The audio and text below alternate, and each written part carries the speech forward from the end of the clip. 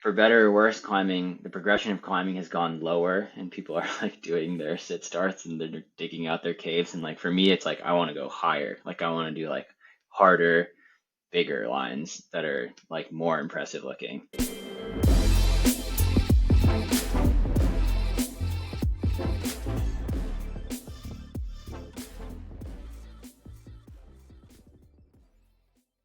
All right, Keenan Takahashi, welcome to the Testpiece podcast, man. I'm really psyched to have you here. Yeah, thanks for having me, Josh. It's like to chat. Yeah, so now I'm supposed to say all of these things about how badass you are, and I hate doing this, but I'll keep it short.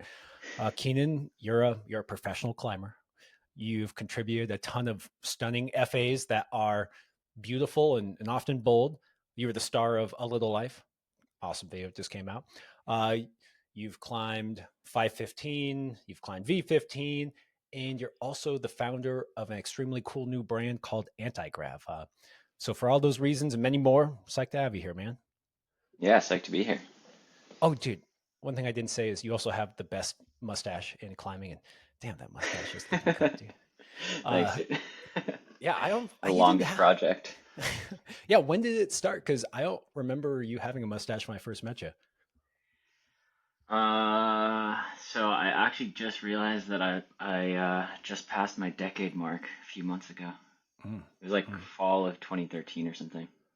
But my dad's always had a mustache. My dad's Japanese and like doesn't have any facial hair except a mustache. And then similarly, like I can only grow a mustache. But my mom's like Irish, and I have my mustache is actually quite red. It's probably hard Oh. to tell in here, but it's like a lot lighter than my hair. Yeah, I don't think I Fun ever. fact. I mean, I never saw my dad without a mustache, so I dig the mustache style. Did you ever mean for it to be like it was kind of your calling card for a moment, right? It was like, oh, Keenan, the mustache. Like, was that a planned thing, or is it just happen? When I was like, no joke, when I was like 3 or 4, I had like peach fuzz on the right side. So like maybe this is TMI, but the right side grows a little bit faster, so I have to trim it more than the left side.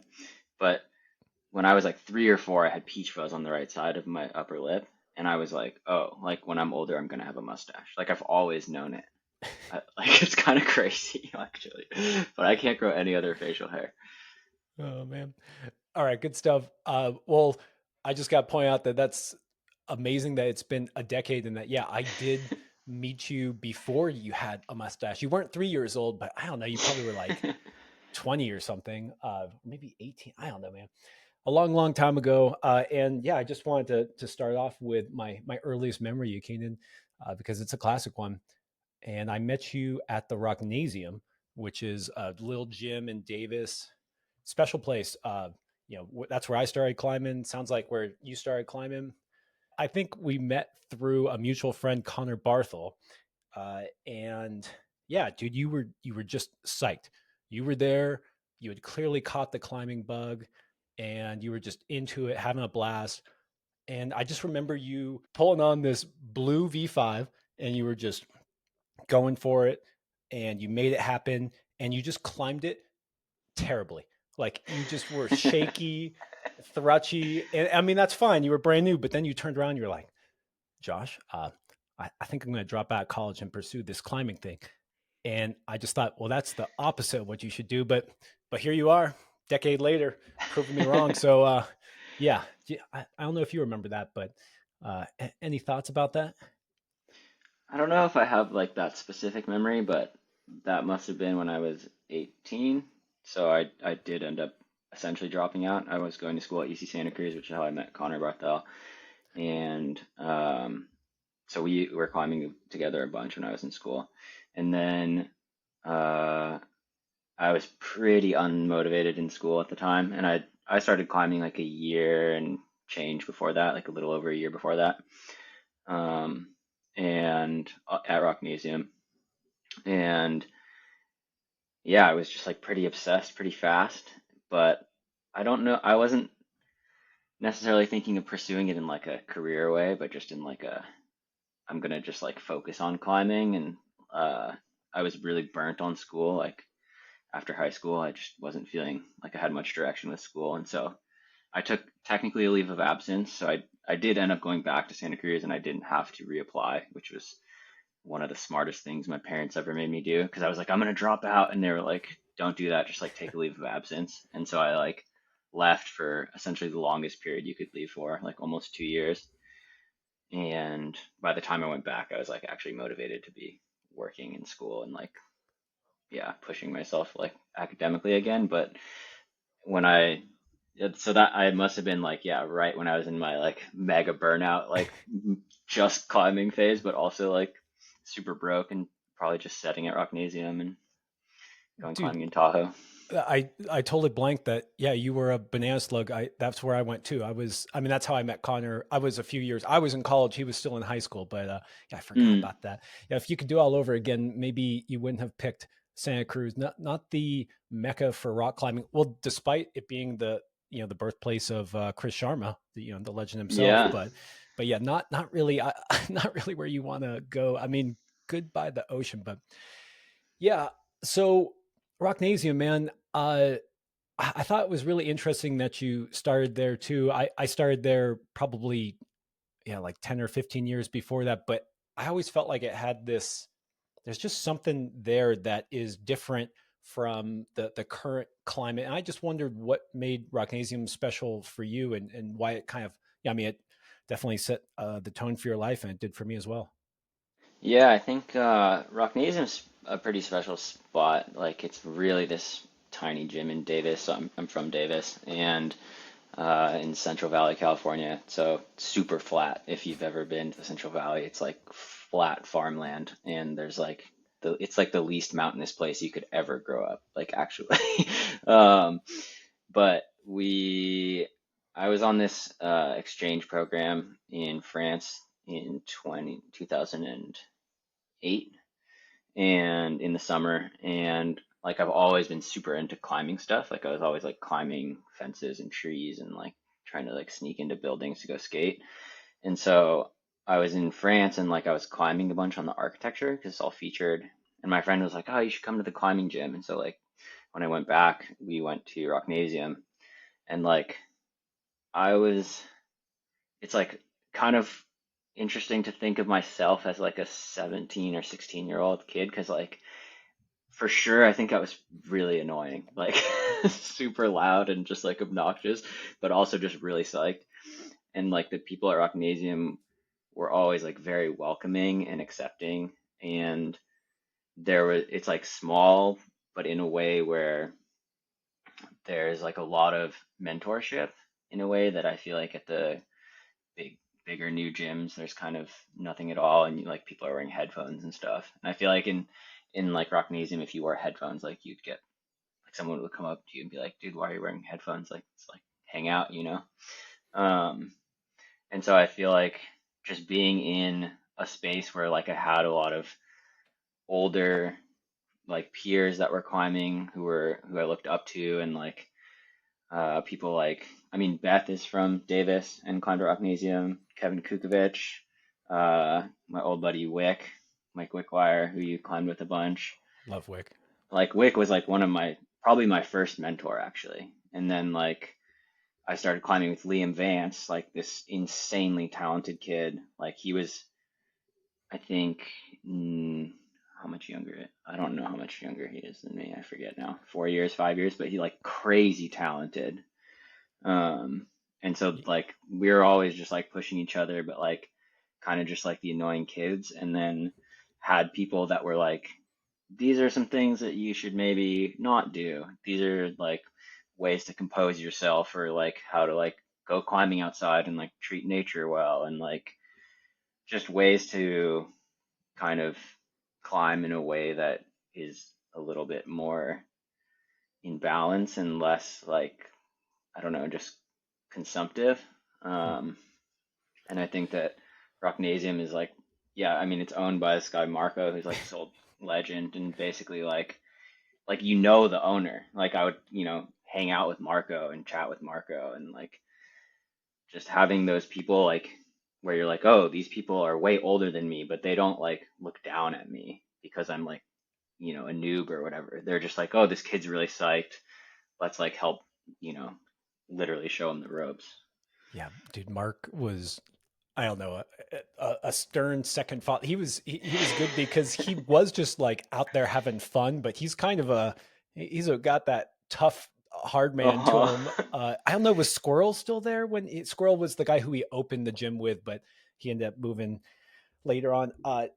Dude, so you mentioned Mike Wickwire, who I did gymnastics with and then started climbing with, and the reason why that those other characters like Beth Rodden stick out in my head so much is that I know I'm like the old guy now, but I was the young guy. I was the 11-year-old. I was the 9-year-old, and I was 9 years old. Like I was obnoxious, and those guys were 14, 15, 16, and then we even had another group of people who were like 25, and somehow they were willing to deal with me being an annoying kid, and then help shape me and say like, oh, this is great, you're psyched, maybe don't run up and jump in front of people on the wall, maybe don't yell beta at people. And it's it seems like this lost art. Like, yeah, is there anything that comes to mind that you feel like maybe you got taught that that unfortunately because of the lack of mentorship we don't get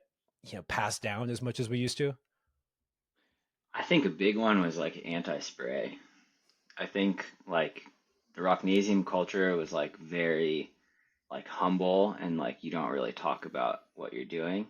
Like if someone asks, like sure, yeah, you can tell them like what you did, but like you don't you don't like go up and like start talking about stuff that you just sent or whatever, you know. And like it's like you can go talk about a trip or whatever, but in terms of like there's no bragging or anything. Like if you're bragging, like that's not cool.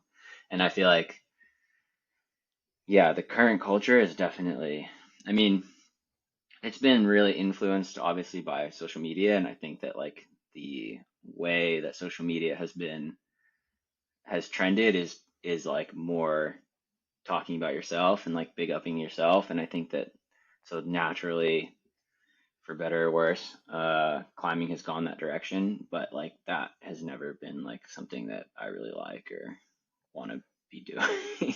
So you don't like that I intro you by saying the grades you've climbed, and yeah, and what was that? What's that project you're working on? Yeah. No, that stuff always makes me like a little uncomfortable. Yeah, it is interesting thinking back where just grades did not get mentioned. Like you could talk about the name of the climb, you could say, "Oh, I had a blast on this climb," but there wasn't grade talk. And there also, spray can be thought. I think of spray. I think now takes on this connotation of grade and like self, I don't know, bragging. But oftentimes when I thought of spray initially, it was yelling beta. And I think that that was something that used to be a little more special, was this letting people have the experience on their own and not Hmm. kind of taking away that first, that initial like, oh, it's a problem. What do I do? Yeah.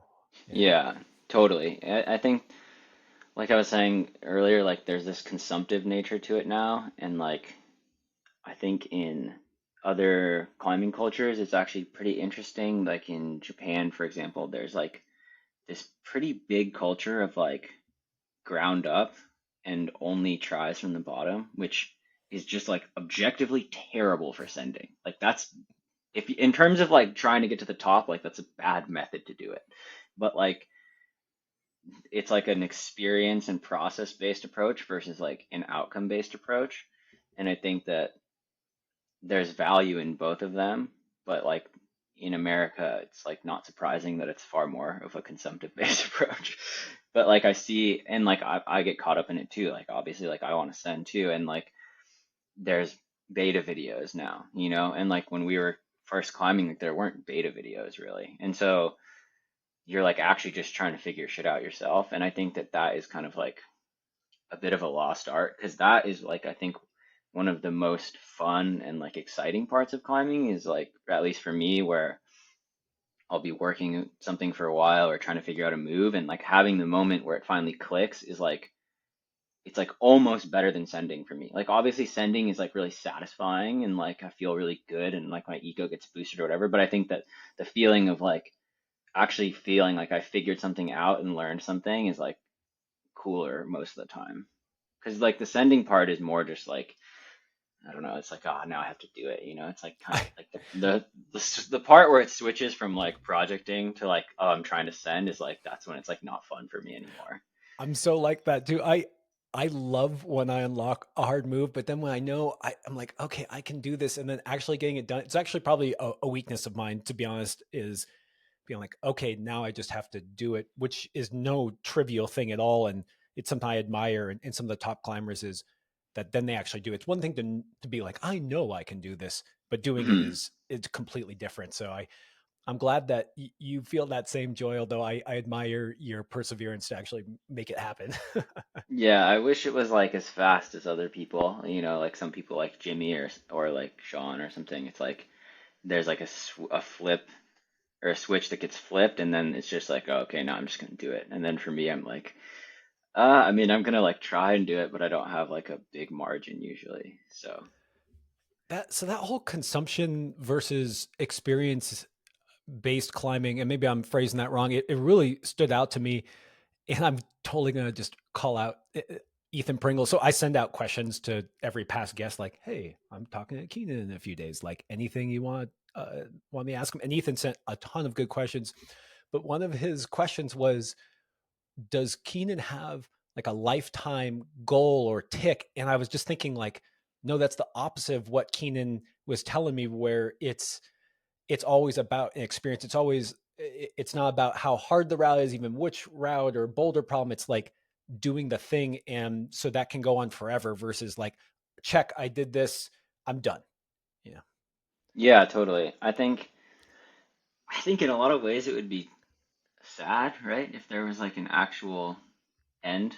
If you were like, oh, okay, if I send, this, certain project, then I'm satisfied with climbing. Like that seems kind of sad to me because I don't want that. Like, yeah, there's an aspect of like being super satisfied that sounds nice, but at the same time, like part of the beauty is that I think it is a bit insatiable and like there's always something that can inspire us in a different way or can drive me in a different way. And I think like I mean I definitely have like a handful of things where it's like, okay, I'm like pretty dead set on trying to do those like five things or whatever. And then like there's other stuff where it's like there's plenty of pieces of stone that I haven't seen in the world, and like I'm not gonna know how much I'm willing to like push myself unless I find those and see those or whatever. And like until I'm in that situation of trying to do them, I won't know whether or not like I'm willing to push harder. And I think for the most part, like I've found that I am willing to push harder, which is cool. Like that I have more motivation than when I was younger, even though like sometimes it's like a bit overwhelming where I'm like, God, it would be kind of nice to just be like kind of chilling, and just like not stressed about my project or whatever. But at the same time, it's like I think that one of the things I feel most grateful for is that I am like passionate about something in life. And I think that like a lot of issues would be solved if people were able to find that thing that like gets them super psyched and fires them up when they wake up in the morning. It's cool that you recognize that tension between just wanting to like not have that monkey on your back where you're like, but like I really do want to do it, because something that I struggle with is I have these wonderful experiences still in climbing, but often I have them in deep water soloing or route climbing. I've wondered why I'm struggling with bouldering as much, and I think it's because I get this ego wrapped up in me where it's like I think of myself as being able to climb a certain difficulty, but then somehow that gets in the way of just taking on that challenge itself. And so, I just bring this up because I understand to some extent that pressure of like, no, I have to rise to this occasion, and it feels heavy sometimes, and so it's easy for me to slip out and go to like, kind of objectively easier thing that doesn't quite require as much as me. So that tension is an interesting one. I don't know. I'm kind of blown away by thinking about that. I think part of the crux too is like, and it's something that I struggle with, but acknowledging that if it's not one project, it'll just be the next one. Like I'm obsessed with a project right now, and I know that like I know I can do it, and I'm pretty sure that I will do it relatively soon, hopefully. But like in like 3 to 5 months or 2 months, I'll be on to the next one, and I'll be like staying awake at night because of the next one, you know. And it's like the rock itself, might change, but the feeling is like a very recurring feeling. And I think that like just to be aware of that and acknowledge that it's going to be recurring helps me step back a little bit and be like, okay, it's okay if I don't do it because I actually do really like this boulder or this route or whatever, and like getting to try this is like actually cool. You know, like I'm actually psyched that I'm getting to try this one, and like I I'm like a really picky climber, and like if and when I'm super motivated on something, it like doesn't happen all the time. Having climbed for a really long time, it's like I've gotten more and more picky as I've gotten older. And so feeling like I'm super motivated on something is like a rarer feeling than it used to be. And so when it does happen, it's like more special now. I don't know if that makes sense, but Totally. So I need to know how hard this project is that you're talking. What grade are you going to give it? No, I'm just giving you shit. Yeah. It's really interesting because it reminds me of something that you said that just was a different approach to climbing than others, and that's kind of a theme with you, Keenan, where you said that you were never ready for a climb, that you show up to these climbs and that, well, I don't want to say it for you, but I just thought that was a weird concept where I often think about where I don't know, I'm watching videos. I'm like, I want to go do this climb and I think I'm strong enough. I bet you I can tick that one.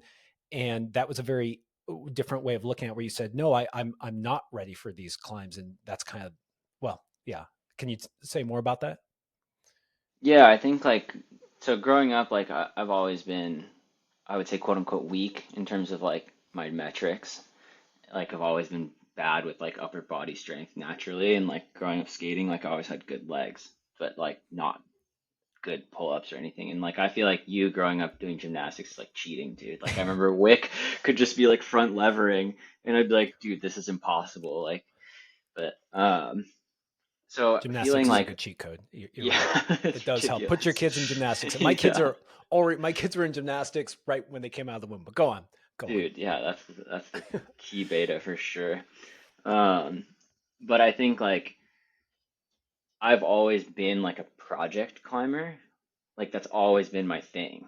Is that like I always had played the long game, and even when I was like just starting, I was like, well, I know that my one thing that I'm pretty damn good at actually is that I don't give up easily.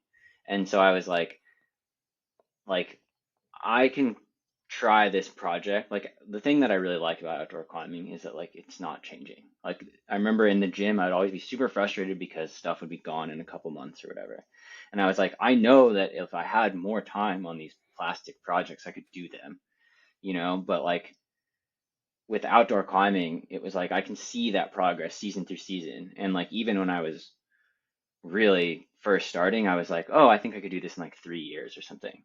And I think that like having only climbed for like 1 or 2 years. So then like, you know, extrapolating my amount of time, like willingness to project already being like 2 to 3 times as long as I've already been climbing, I think from like a very early start is definitely different than what I see most kids approach. Like, and I think that a lot of the time with my projects, it is like, oh, I start trying way sooner than most people are willing to try. And so in that sense, I've always been building up to it. Like the classic one that always stands out to me, which I've told this story before, I think, but like I've tried Mandala when I was climbing V5. Like my first trip to Bishop, Mandala was and Evolution were like the two sickest boulders to me. Like, and then like I Me hadn't too. seen the video, I hadn't seen the video of Jason Kale, I think, before going to Bishop, so I didn't actually really know about Evolution, but like I'd seen the Mandala, and I was and like you know Sharma and Dave Graham were like my two favorite climbers when I was first starting,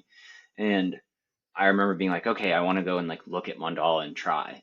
And that trip, like I did my first V5 for context. And like I tried Mandala and I was trying it like the way that Chris originally started, where you do all the like hand reversing. And I remember doing the hand reverse, which is like pretty trivial and easy. But I was like, wow, like I did some moves on a V12, like holy shit, like maybe I can do this one day, And I think that when I tell people that, they're like, you were trying something 7 grades higher than what you've tried. And like, yeah, I mean, it sounds kind of dumb, but at the same time, like I've done mandala. Like, so it was like I was always like, oh, like I think I was 18. Yeah, I was 18 and I was like, well, I'm only 18. Like, I bet in a few years I can do mandala. It's not like a crazy circumstance. And I think that like with new stuff, if you don't have the open-mindedness of being like, maybe it's V20, like literally, but you still have to like try. Like it could look impossible, but you're not going to know until you try. And like there's a lot of progress you can make over extended periods of time. So I just gotta ask if I am working on mandala and then some V5 climber comes up and wants to get on to how should actually not how should I behave, but how do you think people can keep that good ethic and not be too annoying? Like, how do you think, I mean, like, what if you walked up and you were just eating a bologna sandwich with greasy hands and then jumping on everyone's pads and fondling the mandala? Like, any tips for people who want to have, because I mean, I love what you're saying. I don't want to take away from, I really agree, but I also think there's a right way to do that. And a respectful way to jump in on like a session, and maybe if it's a bit above your current pay grade, any tips on how to handle that? I mean, I think like I don't think that there is like a required pay grade for any boulder. Like I think that everyone should be able to climb on anything they want to climb on. And like I do think yes, there's like you're saying like there are certain ethics where it's like you should chalk up before you pull on, You should like if so, you should ask when you show up to a boulder. And it doesn't like I ask when I show up to any boulder. It doesn't matter like whether it's like easy for you or hard for you. It's like the other person might be at a certain project and they're at a certain spot in their process where like they really would like to have a lot of focus, or whatever. And like you being there might distract them. And this goes like both ways, like even if you're just like hanging out, like maybe they don't want someone just hanging out when they're like, I'm about to send, I need to just be like super focused. One of the ways that I think people can get by in those situations, and I think one of the things that carried me through is just like a deep love and authentic psych. And you kind of had I don't know, for a Hmm. while, man. You one of the things that I think were connected with your image was just like a psych and the love, and that if Keenan was part of your crew, you knew you had that positivity around you. And so I just encourage people, like, when you really come into it with that sense of love, it's kind of obvious, like, when someone's Yeah. just fondling the buttermilker because it's right there, and you just know that they're just kind of like chasing a grade versus some, and even though I don't know, there's something about authenticity there that comes across. So I think you have that Hmm. spades. But all right, I totally derailed us, but I thought it was that whole mentorship, like, Rocknasium had that, and I think it's important. And I think maybe that's something we can do in a more scalable way. Sometimes it's like, do this, not that, or try to avoid that. But Hmm. so I told that story where I was just trying to be funny and be a dick about seeing you climb poorly when I first met you. But the reason why I want to bring it back up, and I actually tell that story to people often because I just want to be associated with you, Keenan. No, because I think it shows that it's not clear early on who's going to be great. Like, it's you weren't busting out one arm pull-ups. You didn't come from gymnastics, and you still chugged your way all the way to the top of the sport. I just think there's something really interesting there, that what it takes to do something at a high level and do it over that long period of time is not always clear in the very beginning. And I kind of want to better understand some of your approach to climbing, your approach to this mastery, and it seems to be driven by these projects. And is that kind of always been this theme? And what drives you to these projects? Like, what is it that attracts you to those specific ones? Yeah, that's a good question. So. I think just to kind of loop back in with what we were just talking about in terms of like, you know, random people showing up and climbing on something that you're climbing on. I think, like you're saying, if they're genuinely super psyched, like you don't know what their capacity is. You know what I mean? And I think that it's maybe easier for me coming from that space of being like I was the Gumby that would show up super psyched and want to try these things that were like, quote unquote considered too hard for me at the time or whatever. But like I want people or like kids that are climbing now to feel that they have that right and like that their psyche is valid and like that they could push themselves and they're not necessarily being limited by like an external factor by another person at the block. Like they feel like they have the mental space to show up and just like try their shit and like that their psyche is just as valid as anyone else's and it's not about like the level that you're at. And I think that in terms of like what's driven me for a long time has shifted, but it always like when I was first climbing, like I was just psyched to get out. You know what I mean? Like I would climb in Vacaville, which is terrible. Like I would drive to Vacaville and climb at the nut tree boulders by myself, like after school and stuff. Like I was that psyched, and it's so bad. And so like that generally shifted. Like I started going to Bishop and then Tahoe and Yosemite, and then like starting to see like what boulders actually existed in the world. Like as soon as you see something like Evolution or King Air, you're like, wow, like holy shit, like someone did something like that. That's like what I want to do. That's fucking sick. And so I feel like for me, it's always been fairly obvious in terms of like if something looks really cool and improbable, then I like kind of want to try and do it. And I don't necessarily know what that is going to entail or like what level I'm going to have to bring myself to, but it's just like, well, I'm going to have to get better. And like I've always been obsessed with like getting better and also like trying to find where my limit is, which I think is a very common thread in like most people's drive with climbing. Like, everyone likes to progress and feel like they're pushing themselves. And I feel like that aspect of it combined with like the aesthetics of the line are really what have like pushed me to get better throughout the years, where it's like a lot of the most aesthetic hard boulders, or sorry, a lot of the most aesthetic boulders are hard. And so I have to get better so that I can do those boulders because it's really just like I need to step myself up to be at the level of these climbs.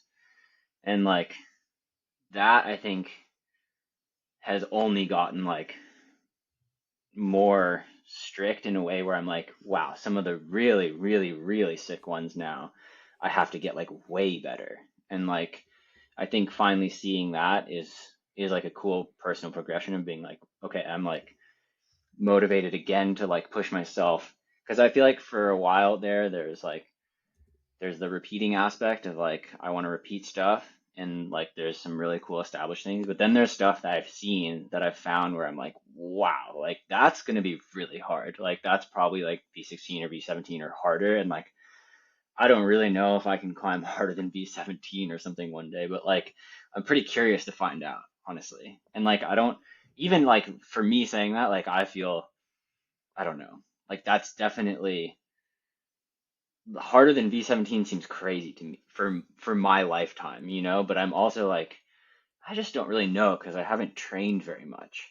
And so I'm like, well, maybe with some actual consistent and structured training, like I could actually build strength because I think that like a lot of the technique and tactics and stuff I have a pretty high level, but then in like basic metrics I'm like lacking. And so if I can just build those up, then maybe I have a chance. I really want to get back to this aesthetics thing, but just because you brought up a bit about training or getting stronger, uh, we didn't mention that you have a bit of a background in skateboarding, and I do not have a background skateboarding. I grew up right near you. I grew up on a farm in winters, not by Davis, and so not a lot of concrete on the farm. So skateboarding was not my thing. But the reason why I bring it up is that it seemed like, and I remember hearing this talk a little, you talked a little bit about this on the Careless Talk podcast you did with Aiden and Sam, which was amazing, is that in skateboarding, it seems like, and again, forgive me if I'm butchering this, it seems like strength doesn't matter that much. Like you couldn't, if like you can't do a kickflip, if you go and squat 800 pounds, you can't all of a sudden do a kickflip. You know, it's not that. Am I wrong? Maybe Natasha would disagree, but you know, it's it's just it's something that seems to be part of that sport. And then it seemed like you kind of brought a little bit of that into climbing, where when you talk about solving problems, there's this definite like technique first, power second. And you know, I know, I mean, look, we all know that strength is part of our sport, but do you think, like, is that how you approach hard climbing, and is that informed by your past in skateboarding? Yeah, 100%. I think especially like I was saying, like I started out pretty weak, and so seeing you have Chris Sharma, and you're like, oh, like he's really strong. Like it makes sense that he can climb hard. But then you have Dave Graham, and you're like, whoa, this guy like kind of climbs like how I climb. Like he's skinny, lanky dude, like has a hard time doing one arms and stuff. Like I should look at what he's doing.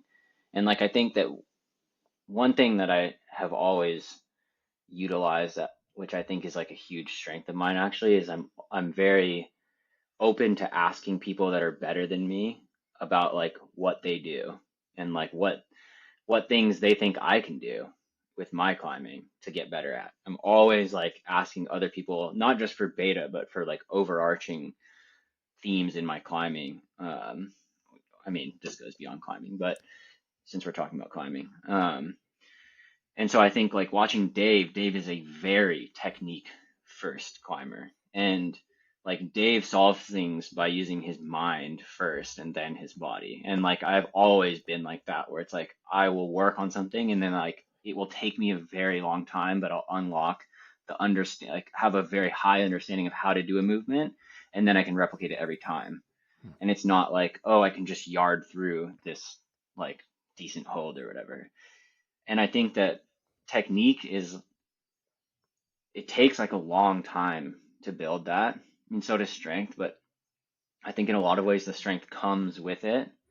Whereas like if you build the strength too fast, like I had a couple friends that were like this, where they would be like almost too strong, and then when they were forced to try and use technique, they like didn't have the patience to like figure it out, or to like, yeah, basically be used to the projecting aspect of trying to figure out a move.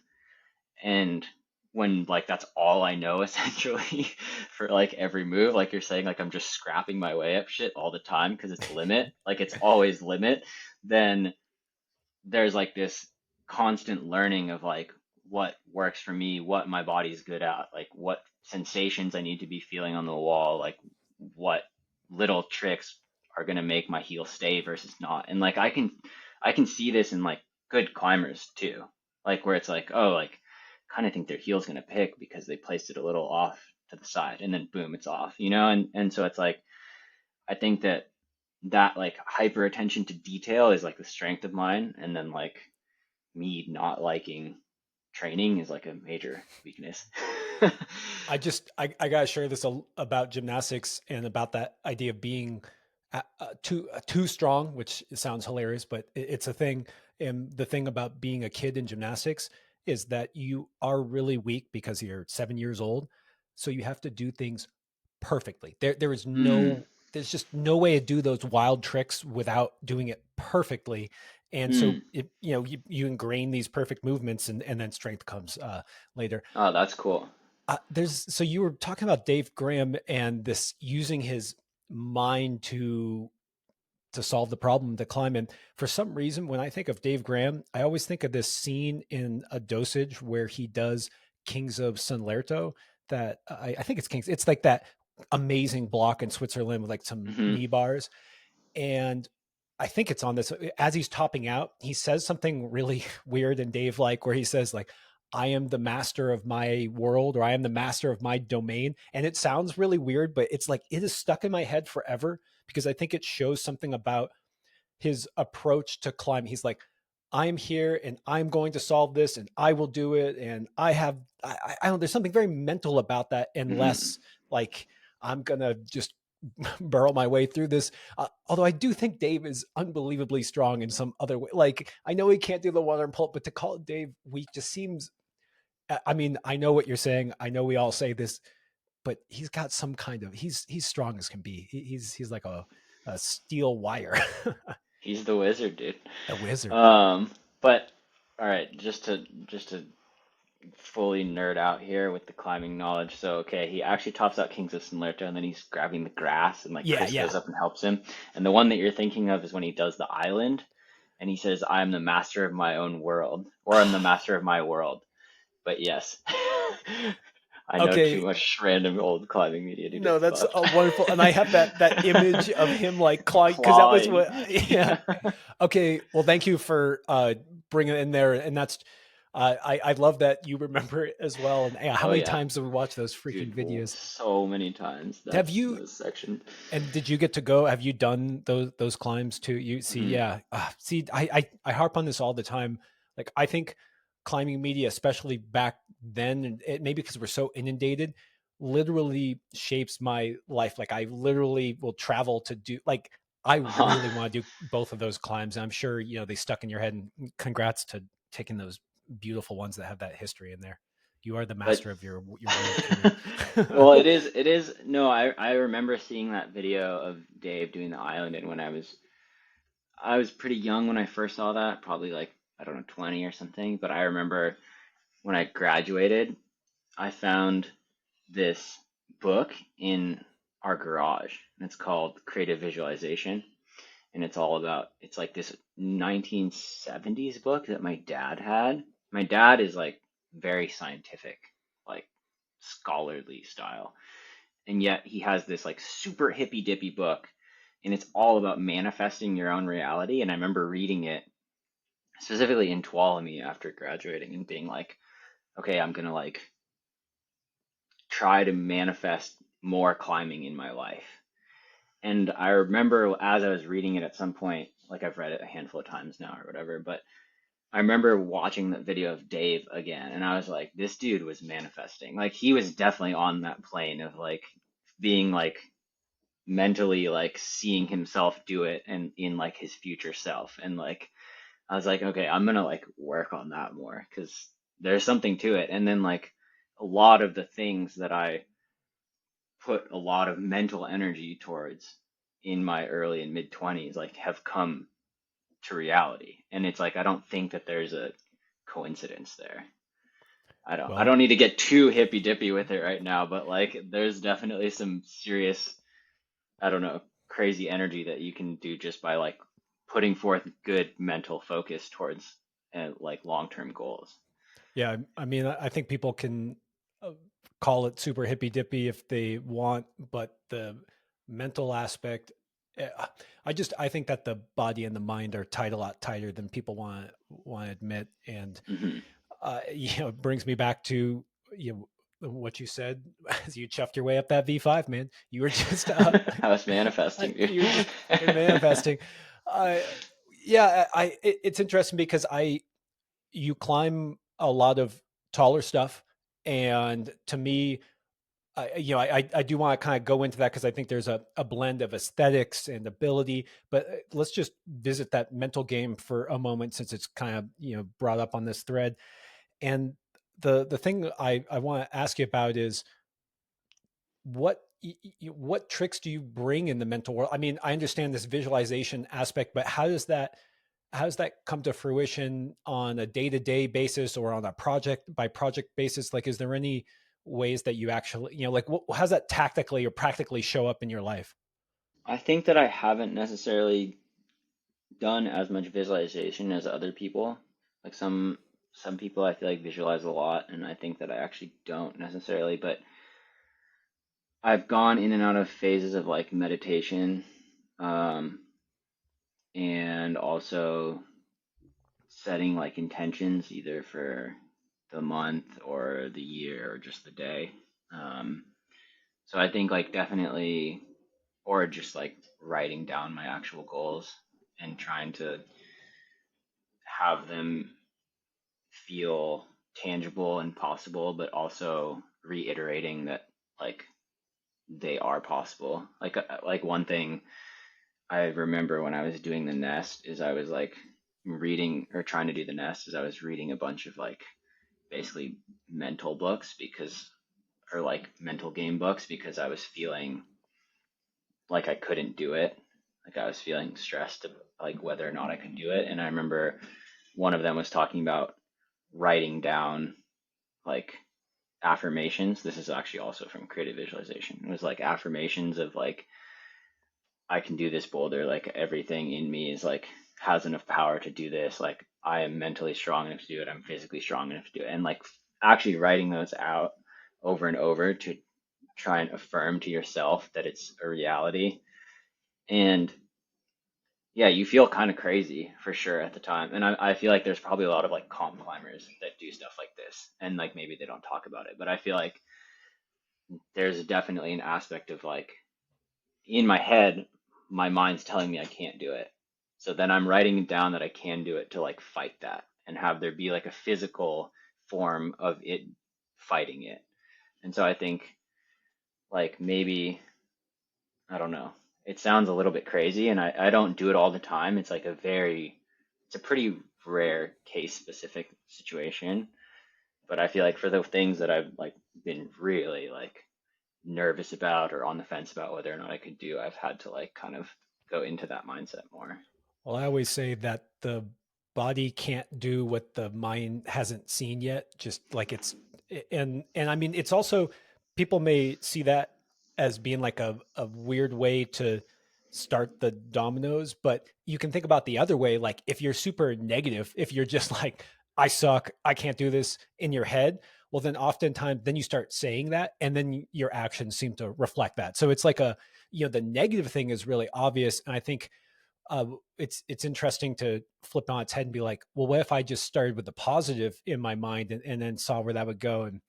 And so I just saw Katie walk by in the back, Katie Lamb walk by in the background. And something that I wanted to ask you about is when I was prepping for the pod with Katie, she point or you said that she had a really strong mental game and uh, that blew me away coming from you who whether you want to admit it or not, I think you have a extremely strong mental game and that's how you got to where you are.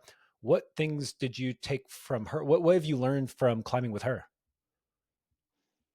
I think that Katie has like this tendency to see to feel confident in her ability to do something well before I would feel confident, if that makes sense. So like, and this is actually a common thread that I see in like the very best climbers, and they all reach the point of feeling like they're going to do something way before I reach that point.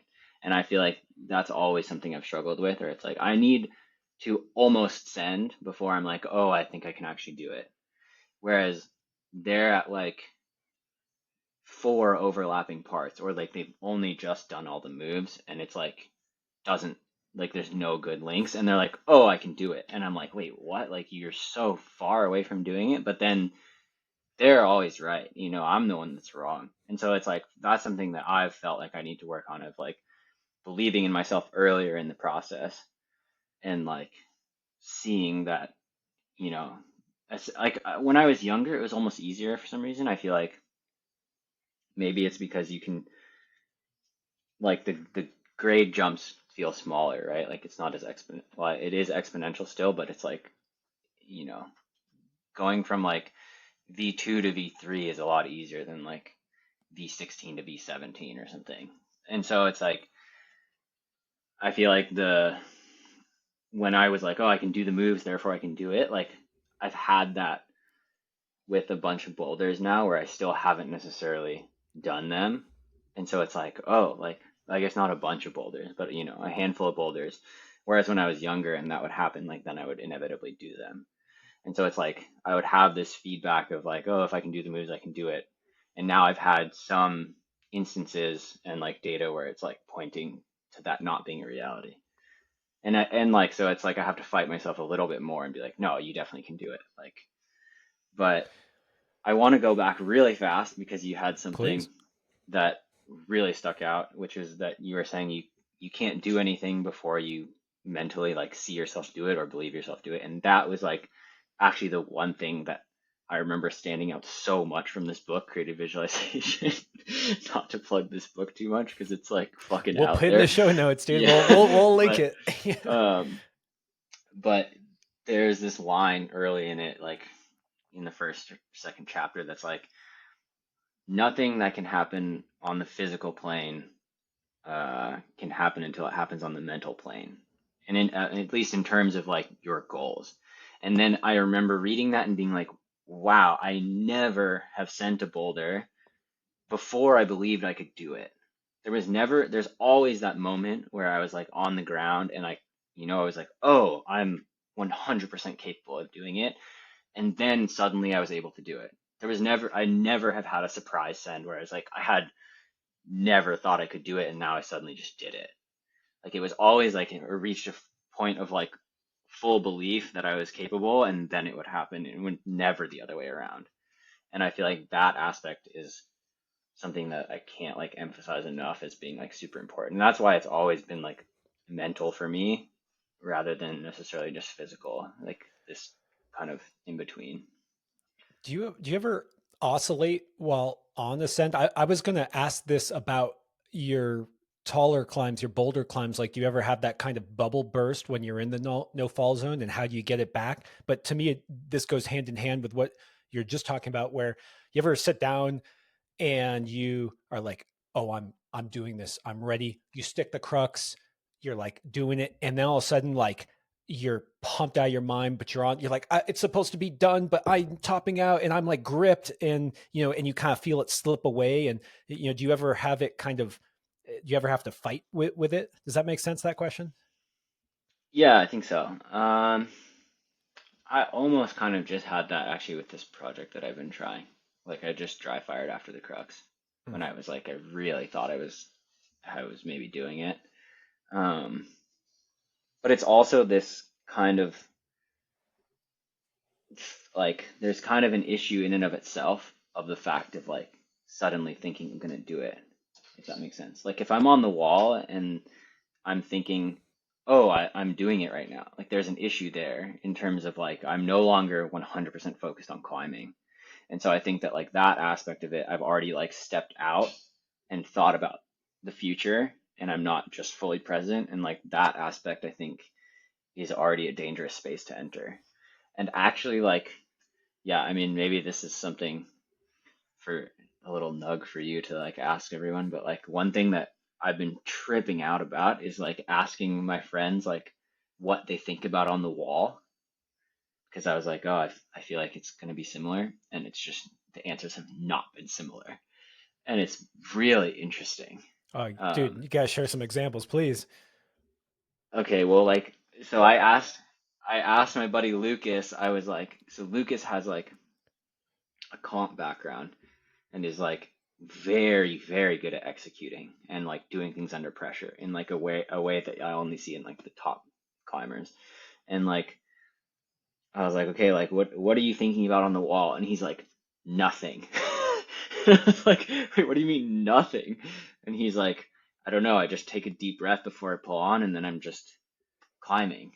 And I'm like, well, like, are you running through your beta, or do you have like a monologue of like something feels weird, like anything like that? And like he's like, well, I try to be blank.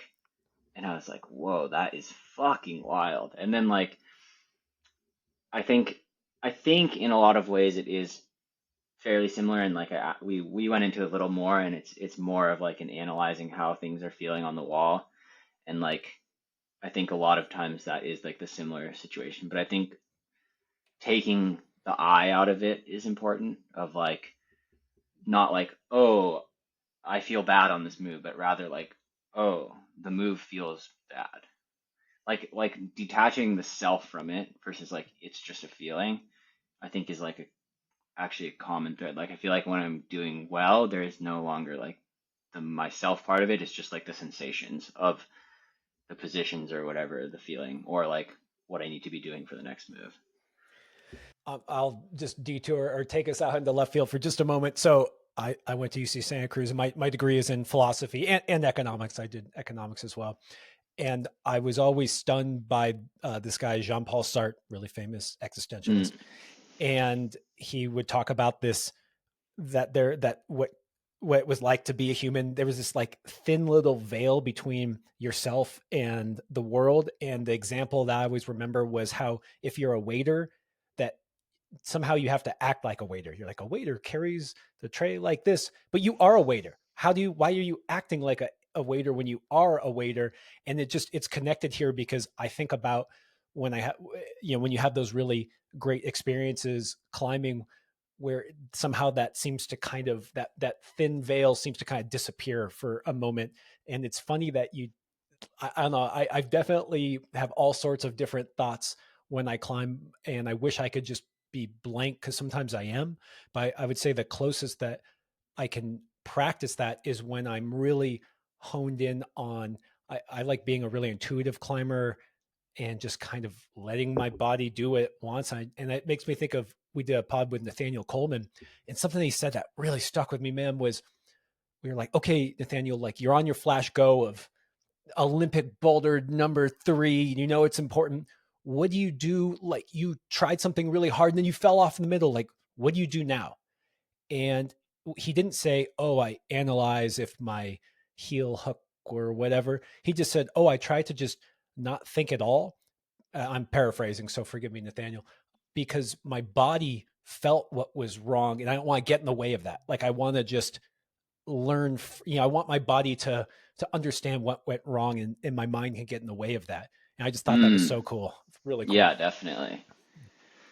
I'm definitely not like that. I'm like, oh God, it's like my foot needs to move a half inch and my knee needs to turn a different way. Well, so okay, we can keep in this world, but I have one more question kind of on this. Is you're talking about seeing really good climbers have belief in themselves early on. And I will say that I've witnessed this too, where I'll be climbing with someone who's incredible and I'll kind of see them climb. And I'm like, oh, like they're not doing so well. And then they turn it on. They're like, okay, now I'm doing it. I was like, oh, now you're really climbing. You were just warming up with me before. Uh, and I guess, how do you know, or yeah, if you can answer this, please. But this is a tricky one. How do you know when you're stretching yourself too far? Like, do you ever, how do you know when you're overconfident? Because I always err on the side of optimism, but I've definitely failed before, Keenan. I definitely have thought I could do something and then I was incapable. And is there any time or any, yeah, do you have any tips on how to know when you're too optimistic? Hmm. I mean, I think it's a flaw of mine that I would say that I almost never am too confident. Like I Dude, you would say that I climb lack scary stuff. confidence. I lack confidence too regularly in terms of projecting stuff, and like I think it's actually a huge hindrance to my climbing. I mean, with climbing scary stuff, it's different though. It's like oftentimes, like I'm very calculated and very prepared usually, and it's usually not fully limit. Like it's really hard to find climbs that are like both at the physical and mental limit. Like it's very rare that those to exist in the world. And I think that like that is what I'm searching for in a lot of ways, but at the same time, like I'm not necessarily searching for it in order to be scared. It's more of like an intrigue of like what I can do with my mental and physical combined.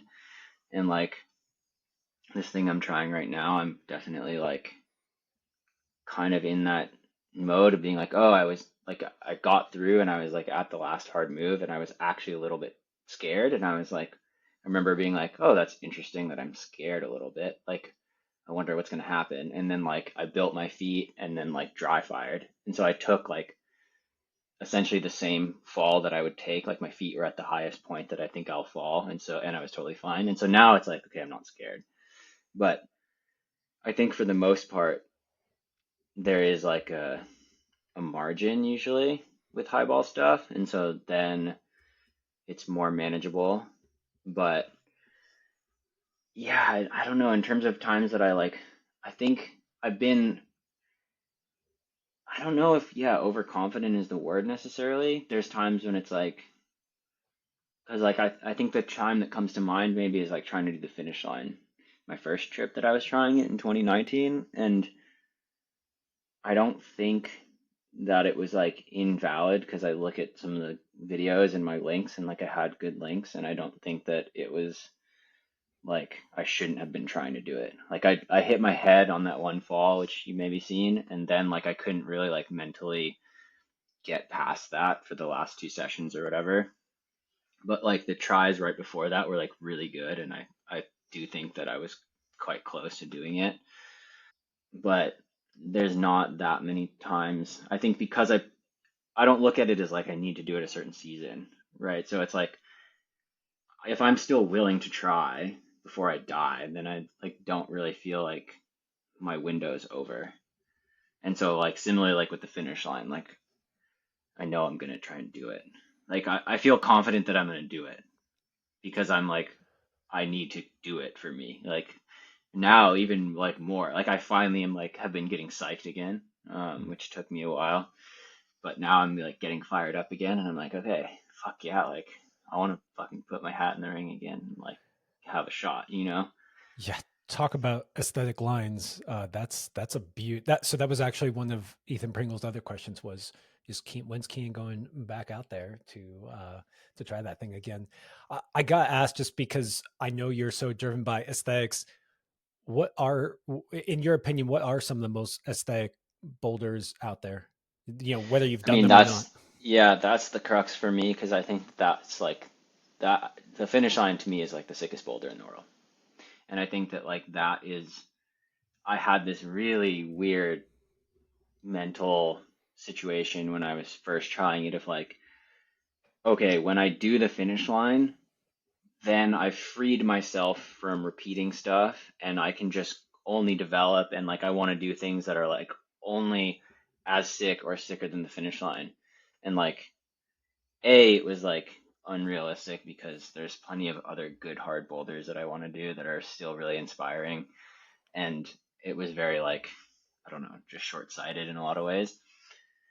And then B, like it's also like the finish line is like a pretty insane piece of rock. It's hard to find better pieces of rock than that in reality. Like, you know, that's people have searched across the world and Nale, who I think has arguably the best vision of any boulder ever, like, yeah, I mean, it's hard for me to beat the finish line. So I always think I'm a big fan of aesthetics and climbing, or I'm drawn to climbs because of aesthetics.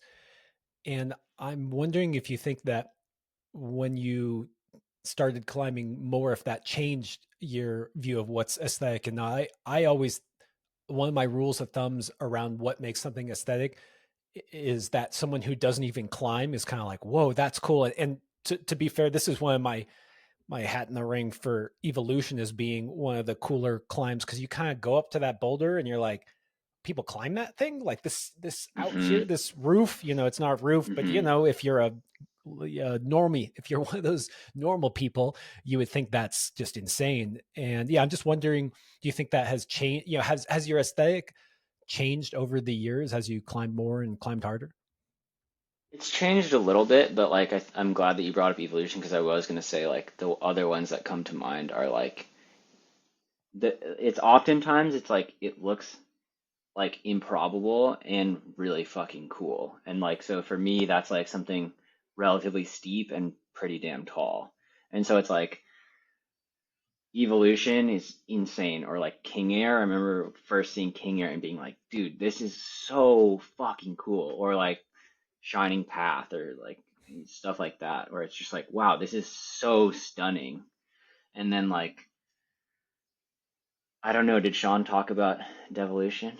He did. Yeah, he Okay. kind of just like you, like kind of was like, oh, by the way, I just did this thing. I was like, hold on, dude, that is a Yeah. big deal. Yeah, yeah. Sorry, Yeah. go ahead. So like for me that one that's like one of like the lifetime projects and I've always been like really fired up on that one. And normally I'm really psyched on doing more bold and like harder climbs rather than like I feel like for better or worse, climbing, the progression of climbing has gone lower, and people are like doing their sit starts and they're digging out their caves. And like for me, it's like I want to go higher. Like I want to do like harder, bigger lines that are like more impressive looking.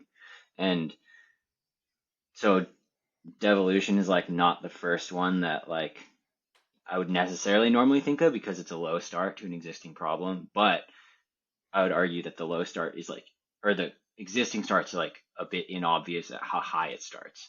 Yeah. And so, like, if you look at the line, devolution actually starts at the exact same height as lucid dreaming. Like, it's just like the way sicker, more badass version of lucid dreaming. Like, you climb like V15 or V16 into evolution. Like, it's just fucking sick. It's straight up too. And it's just Just straight straight up up the through gut. all the good rock. Like, it's, but like you're saying, like, stuff like that, like the aesthetics of evolution, I remember seeing for the first time driving up Buttermilk Road and being like, that's the sickest boulder I've ever seen, like hands down. And I mean, I hadn't seen that many boulders at the time.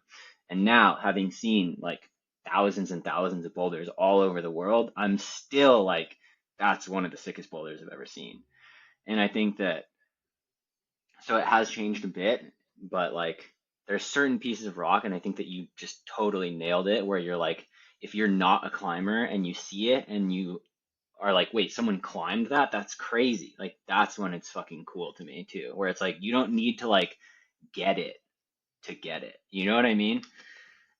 Yeah. Oh, I love that. Dude, when you talked about King Air, I remember the first time I saw King Air. There's this It's hilarious so picture sick. of me just like so King Air is, of all the climbs I've tried in my life and not done, which is quite a few, King Air kind of is the one for me that I don't know if I'll ever I actually hurt myself on it. Not from a Oh fall damn.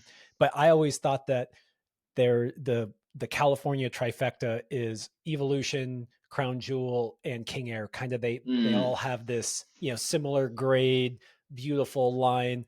Uh, Mm-hmm. this is just kind of a tangent. But I'm just curious. So I also like these aesthetic climbs, and I because of that I think I don't care as much about rock quality as I think a lot of climbers do, where they're really like, oh, like this is bullet. Which I mean, look, if a climb is chossy or dangerous, that's not cool. But I guess for me, like that's aesthetically, like there's experiential aesthetic, but then like I don't care as much when climbs are potentially a little bit chossy, maybe because I'm a smaller climber. I don't tend to break holds as much as other people. So I don't know. Any thoughts on that? It's just totally out there, but just kind of curious what you think of rock quality. I hate Choss, dude. I'm the like I no, I'm taking a strong stance on this Good, one. good. I'm a quality snob. And like I think that this has like always been why one of the reasons that I'm so drawn to Yosemite more than other places is the rock quality is consistently so fucking good.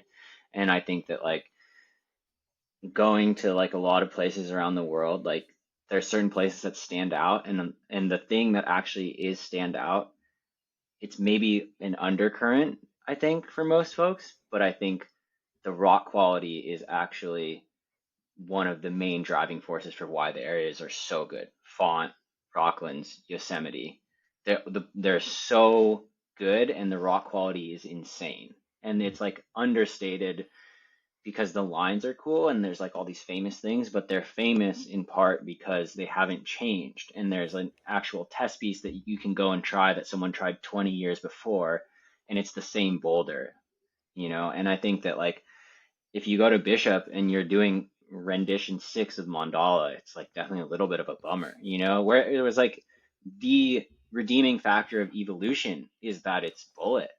Like that face is like some of the best rock in the entire world. And that's for sure one of the reasons I think it's so sick. It's like that face is like that glass that's just like better than anywhere.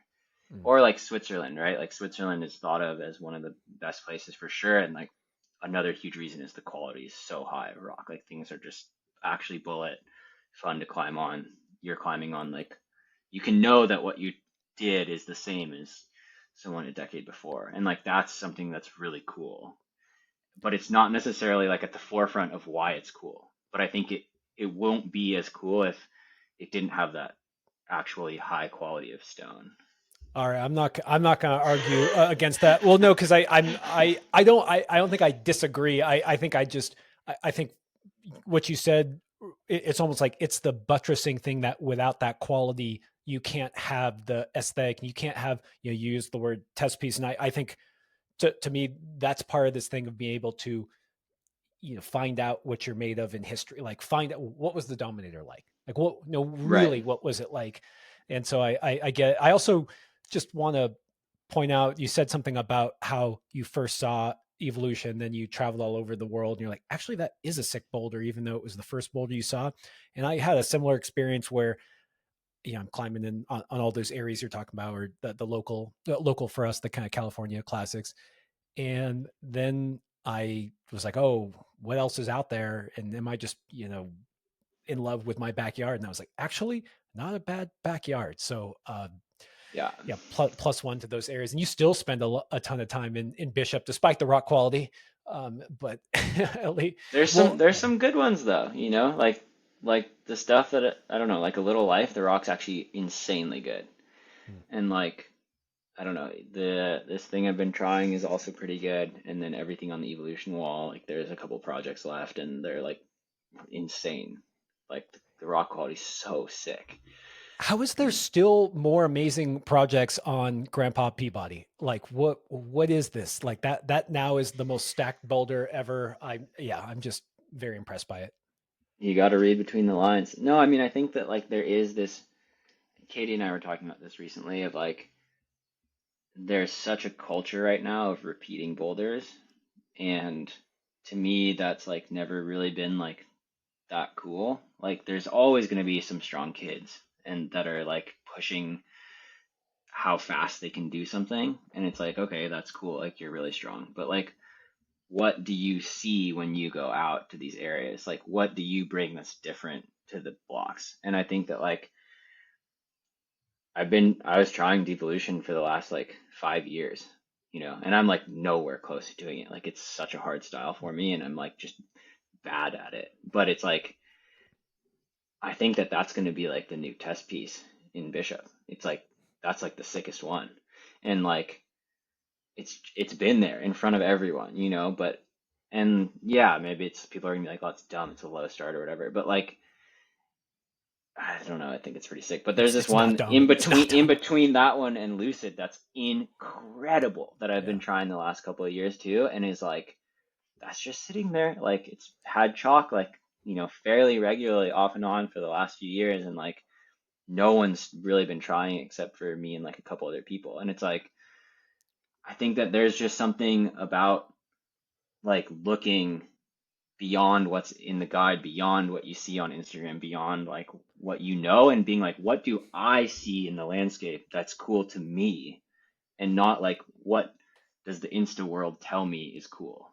You know what I mean? Because I think that when you take your lens, like that's when you can do something sick.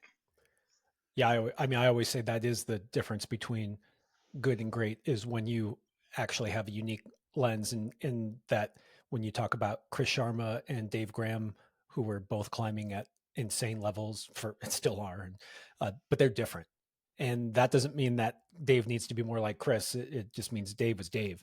Hmm. Uh, that, by the way, that project that you're talking about between Lucid and Devolution is, I mean, it's I've known about. I think people have known about for a while, but it's no joke.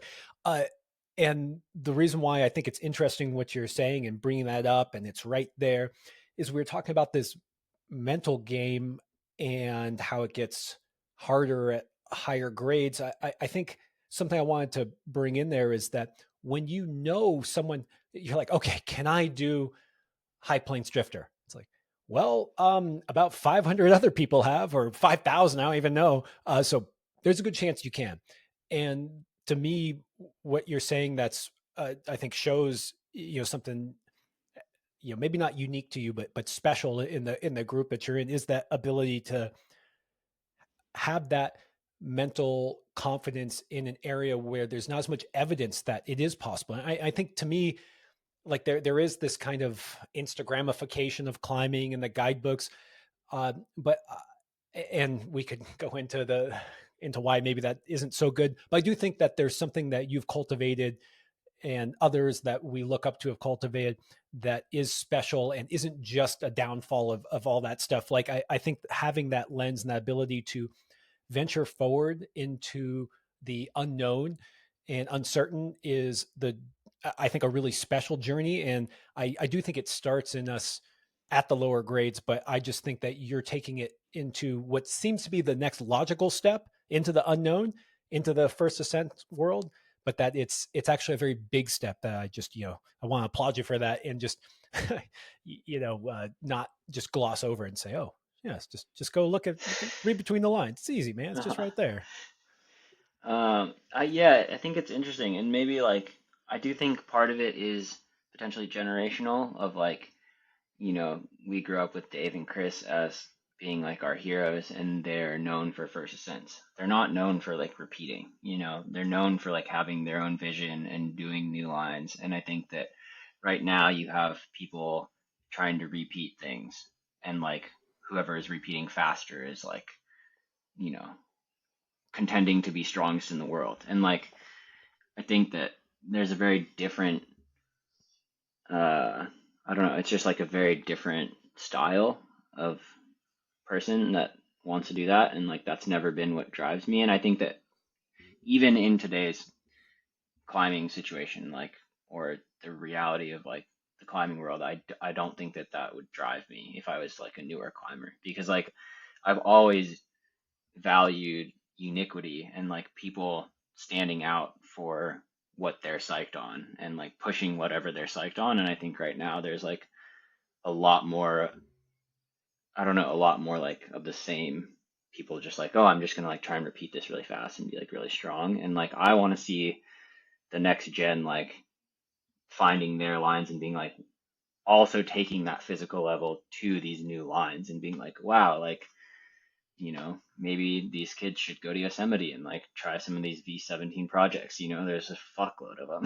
Like, there's so many hard projects in Yosemite, and like it's gonna take like another level of strength and power to do a lot of them. But like, they're there, and I mean, one person who's like been a huge mentor of mine is Randy Puro, and Randy is like such a visionary, I think, for bouldering, and like has always been this person that I've looked up to immensely, because like he's a very bold, but he also has like a very like an insanely good vision for climbing and like seeing lines. And I think that like that's on some level, I think it's like a skill, and then on some level I think it's like something you're born with, like, and just innate, because some people are just drawn to like, I don't know, having that open mind. Like I don't think that he sees things. I'd be curious, but I obviously can't see how he sees the world. But I feel like he sees it differently than like, an average climber, where he's like looking without this external world influencing his decisions, if that makes sense. Like he's seeing what he is not necessarily hoping to see, but like he's looking with an unfiltered view of the rock, and then from that he can make his decision. Whereas I feel like a lot of the current climbing scene is like, what would be cool if I do? You know what I mean? Like what, like let's say there's a canvas here, and like what would they think is the most cool, not what would I think is the most cool. And I think that like when you're looking at it from purely like what do I think is the most cool, I think is actually when it becomes cool. You know what I mean? All I don't right. know. It's like you got to own it. I just got, That's there's a big this, tangent, but no, so I wrote this paper. This is just terrible. People are just gonna be like, why are you talking about philosophy in your papers? I wrote this paper and I quoted, I think it's an NWA song, but it's a sample from a song called Express Yourself. And it says, it's not what you look like when you're doing what you're doing. It's what you're doing when you're doing what you look like you're doing. Yeah, so we're not going to unpack that, but well, I that's got to that. think about that. Yeah, yeah, dude, that's like impossible. I wrote a paper on it. Yeah, you can. Uh, but just the point is like you go out there and you do your thing, and that's what it looks like. Don't try to look like something, Yeah. because then you're not doing the thing. Like, and Hmm. yeah, Randy is a yeah, visionary. Can we visit Yosemite for just a moment there, where I don't think that people know about that history of yours where you were a prolific first ascensionist in Yosemite. And I just did a pod with Carlo because he did the dark side, and I really push this idea that I think the dark side will be an important test piece. And 100 years, they'll be like, whoa, like that was cool.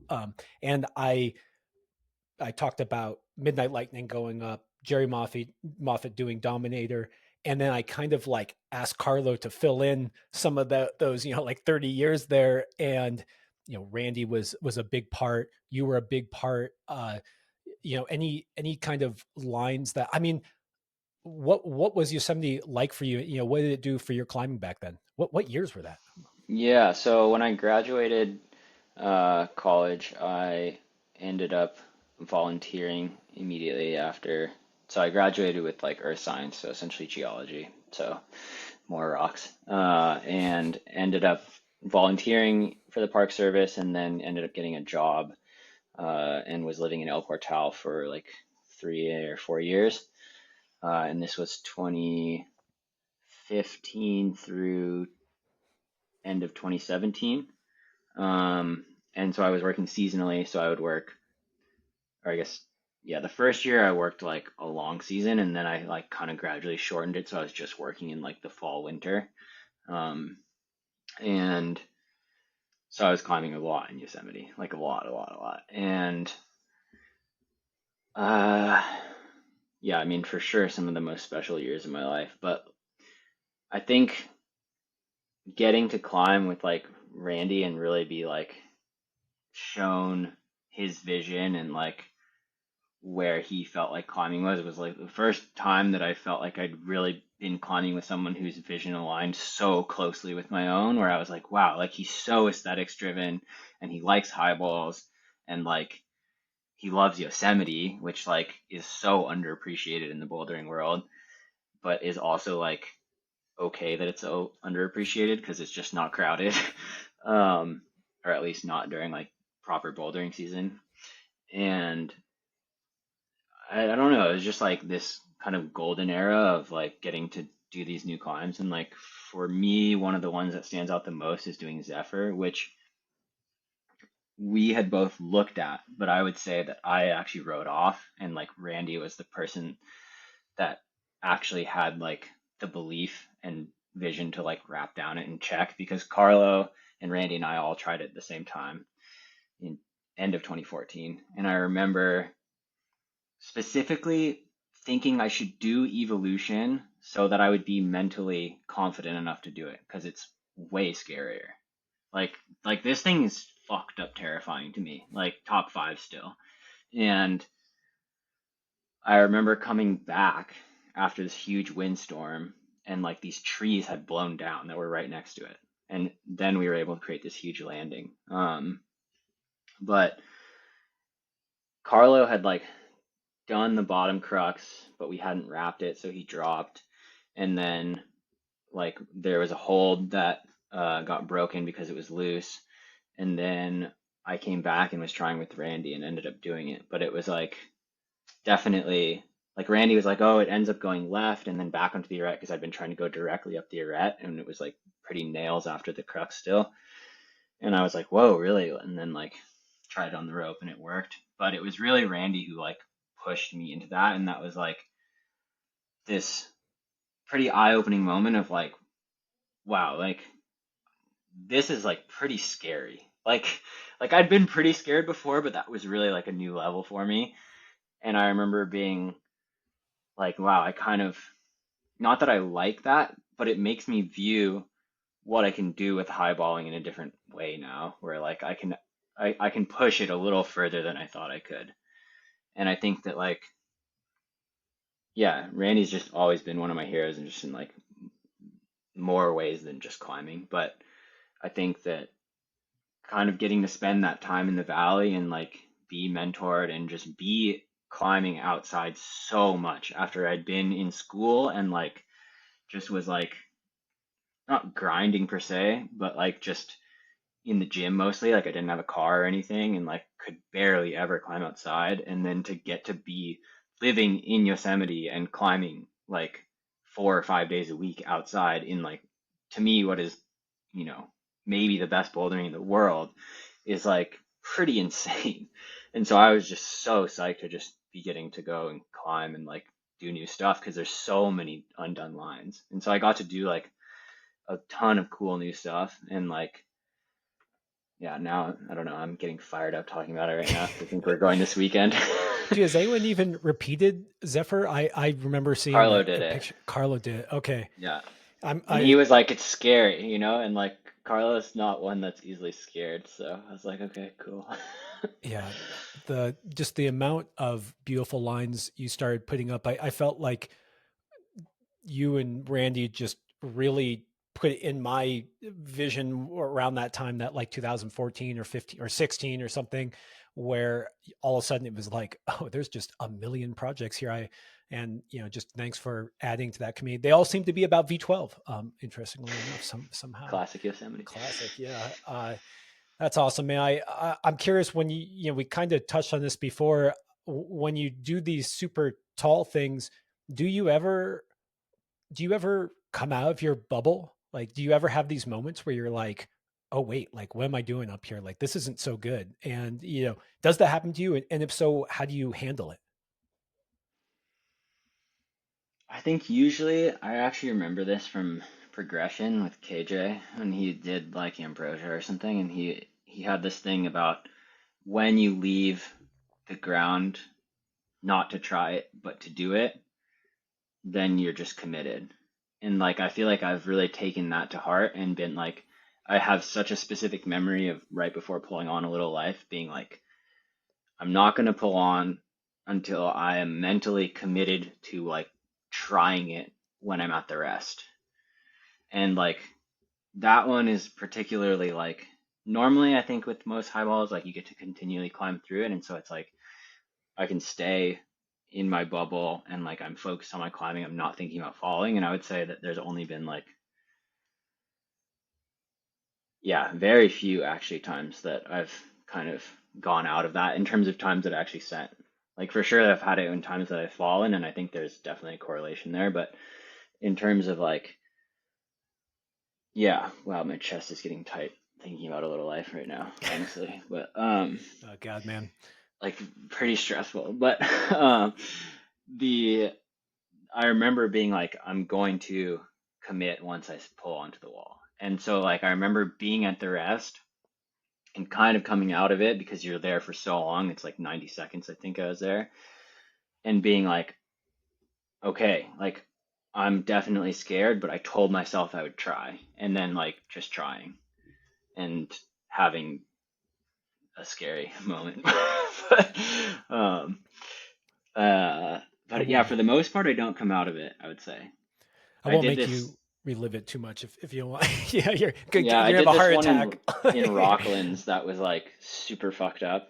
That was like really so like it's an experience that I like don't need to have again for myself, but where it was like I didn't really come out of it necessarily, but I remember doing it and being like, I don't need to be back in that headspace of like that was too much. Like that was too high consequence and like not worth it. Yeah, I sorry to make you flirt with that stuff where it's, these memories where I don't know, clearly I have not done the same things that you've done, but I have some memories where I'm like, ooh, like I'm not so proud of that. Like I'm glad I made it through. It was a great experience, but I'm not so sure that my math, my risk reward there was on point. And I kind Hmm. of, and dude, actually thinking about that video of KJ doing Ambrosia, kind of remember at the top, like he kind of just doesn't look like the KJ I know and how he climbs. Like he kind of looks like he loses it right at the top a little bit. I mean, I don't know. I have this vivid memory of watching that. And actually I went back and I watched it again and I don't know exactly what I picked up on the first time, but I'll probably talk to Kevin at some point and ask about it because he just looks like he kind of loses it right at the top. And it's not super hard climbing up there, but it's not super easy either. So, okay. My hands are sweating. That's good stuff, man. I just I love throughout this whole entire pod, like there's just this thread of you, man, right? Like this is what you're looking for. This is how you show up as a climber. This is what you want to do. This is how you want to leave your mark on climbing, how you view climbing. And I'm going to say this is why it's so cool that you went out and made a climbing brand, man. Like you, it's not only is the stuff you're making cool, but there's just something about being like, this is who I am. This is how I contribute to climbing. And then embodying it in a brand. And so I just want to use that as a segue to hear more about anti-grav. Ethan Salvo, one of your athletes, wanted to know why you started it. Like, why do you think? What do you think is important about climber? A climber started brand started by climbers, and what role do you think that'll play going forward in climbing?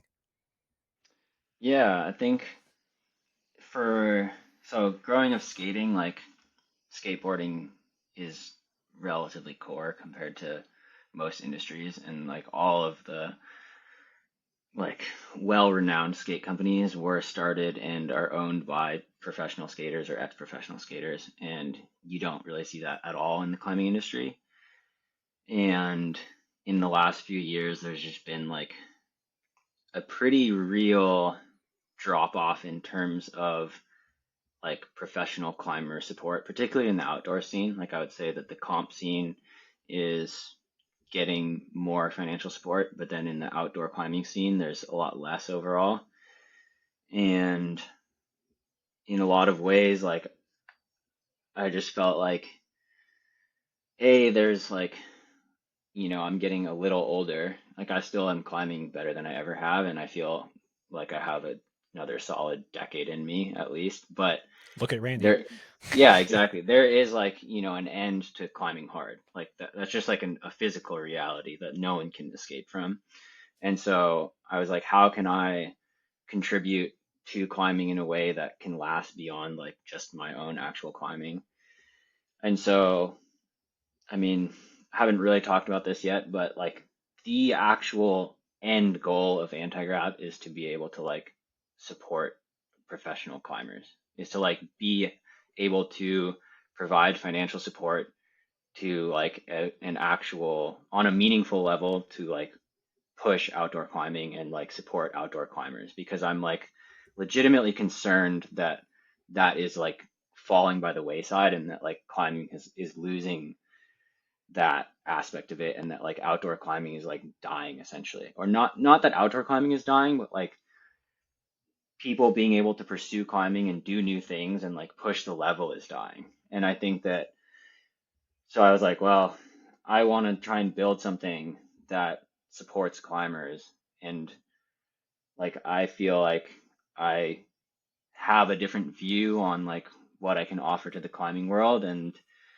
I've also just been like pretty bored stylistically with climbing apparel. Like ever since I started climbing, I've always felt like not, I don't know, that it wasn't very edgy or very fun, or like that it took itself too seriously. And I don't know, I just, yeah, as boulders, like you don't need stuff that's very tech.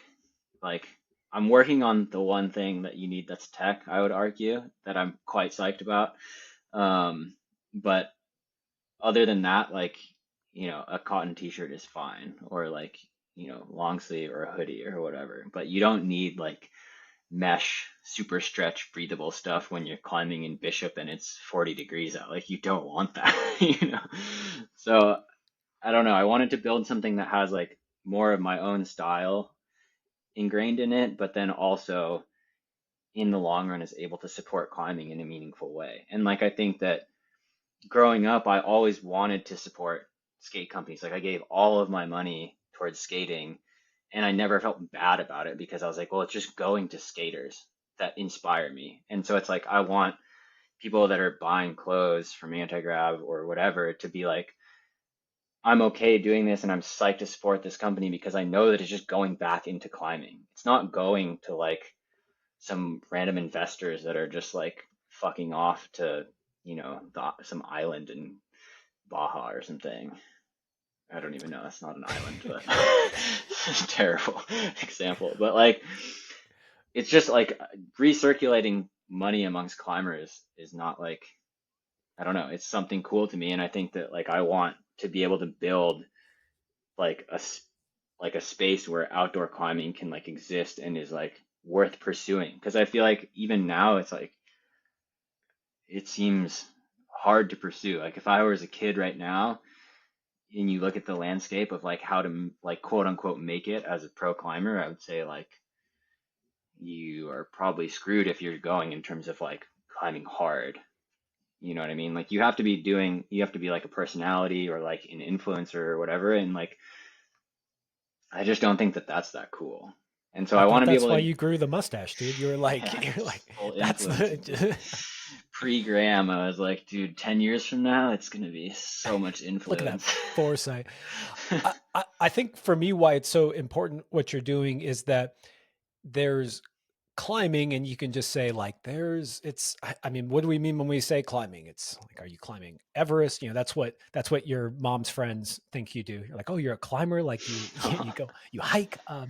And you then there's this certain way of being in climbing. And I think I really connect with what you're talking about. Maybe, it could be related to the Rocknasium upbringing and the ethos that got instilled there. But I also am not angry about, like, I think what Ravioli Biceps is doing, like with the moon board, is cool, because it's just like, I know he's an incredible climber beyond that, but like, let's just pigeonhole him and say he's a moon board climber. But it's like, cool, man, like, good for you, like, good on you. But you really do have this viewpoint that is, I don't know if it's just, I mean, of course your viewpoint is unique, but it taps into something that I think is core to climbing, that maybe is somehow forgotten a little bit recently. And then now when people associate themselves with that, or with you and with your brand, it's like, it's this connection. It's like, no, this is who I am. Like, this is what I stand for. This is what I want to be out there and showcasing. And I just think that's really important, versus like, if we're all wearing Patagonia jackets, and I have a Patagonia jacket. I'm not like, there's nothing. And actually, yeah, Yvonne Chouinard, incredible guy.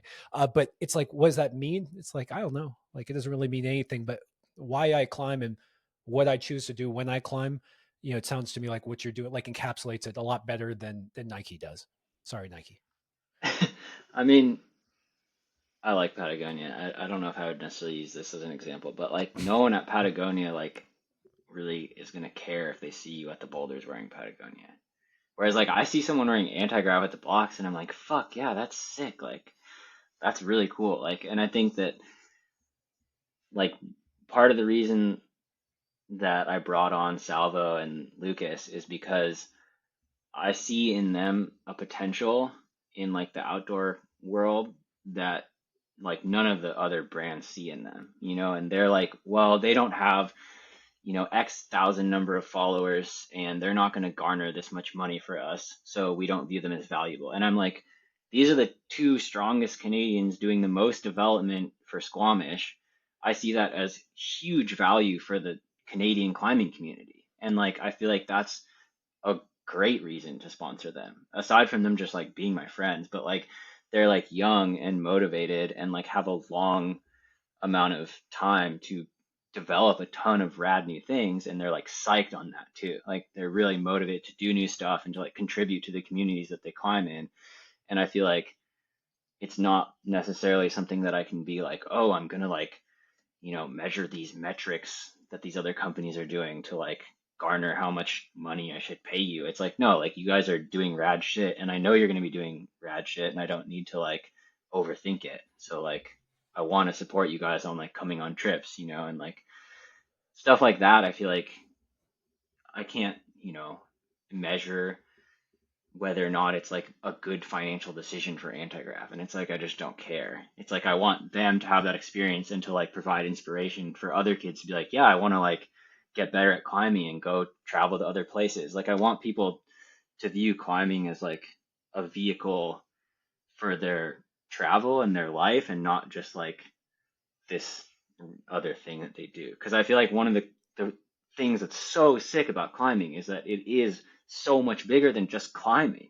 You know what I mean? Like it is like this way to live your life. And I feel like when you have something like that, your life can be so much more fulfilling and enriched by it. And like it's hard to see that in like the industry right now.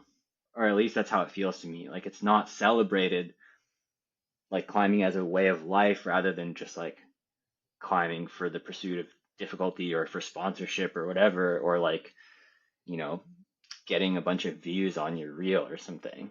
That I mean, I can definitely see some of that kind of skateboarding influence of like, no, this is like a way of being, and all this stuff we're talking about where having this mental, dealing with projecting, finding out what you're made of when you're way off the deck, chasing a life of aesthetics and experiences over consumption. Like to me, that influences who you are. Like that, I mean, that both attracts a certain kind of people who are going to embrace that, but then that comes through in everything you do. And yeah, I just love hearing you stand for that. And I really think that it's interesting that you pick guys like Ethan Salvo and Lucas Achita. And I did a podcast with Ethan. And what's funny, man, is, you want some metrics. Ethan did really well. His podcast did extremely well. And I've noticed this in the podcast where I do get metrics. I and at first I thought that, oh, if you find someone who's a big name, that the podcast is going to do super well. And like that's the thing.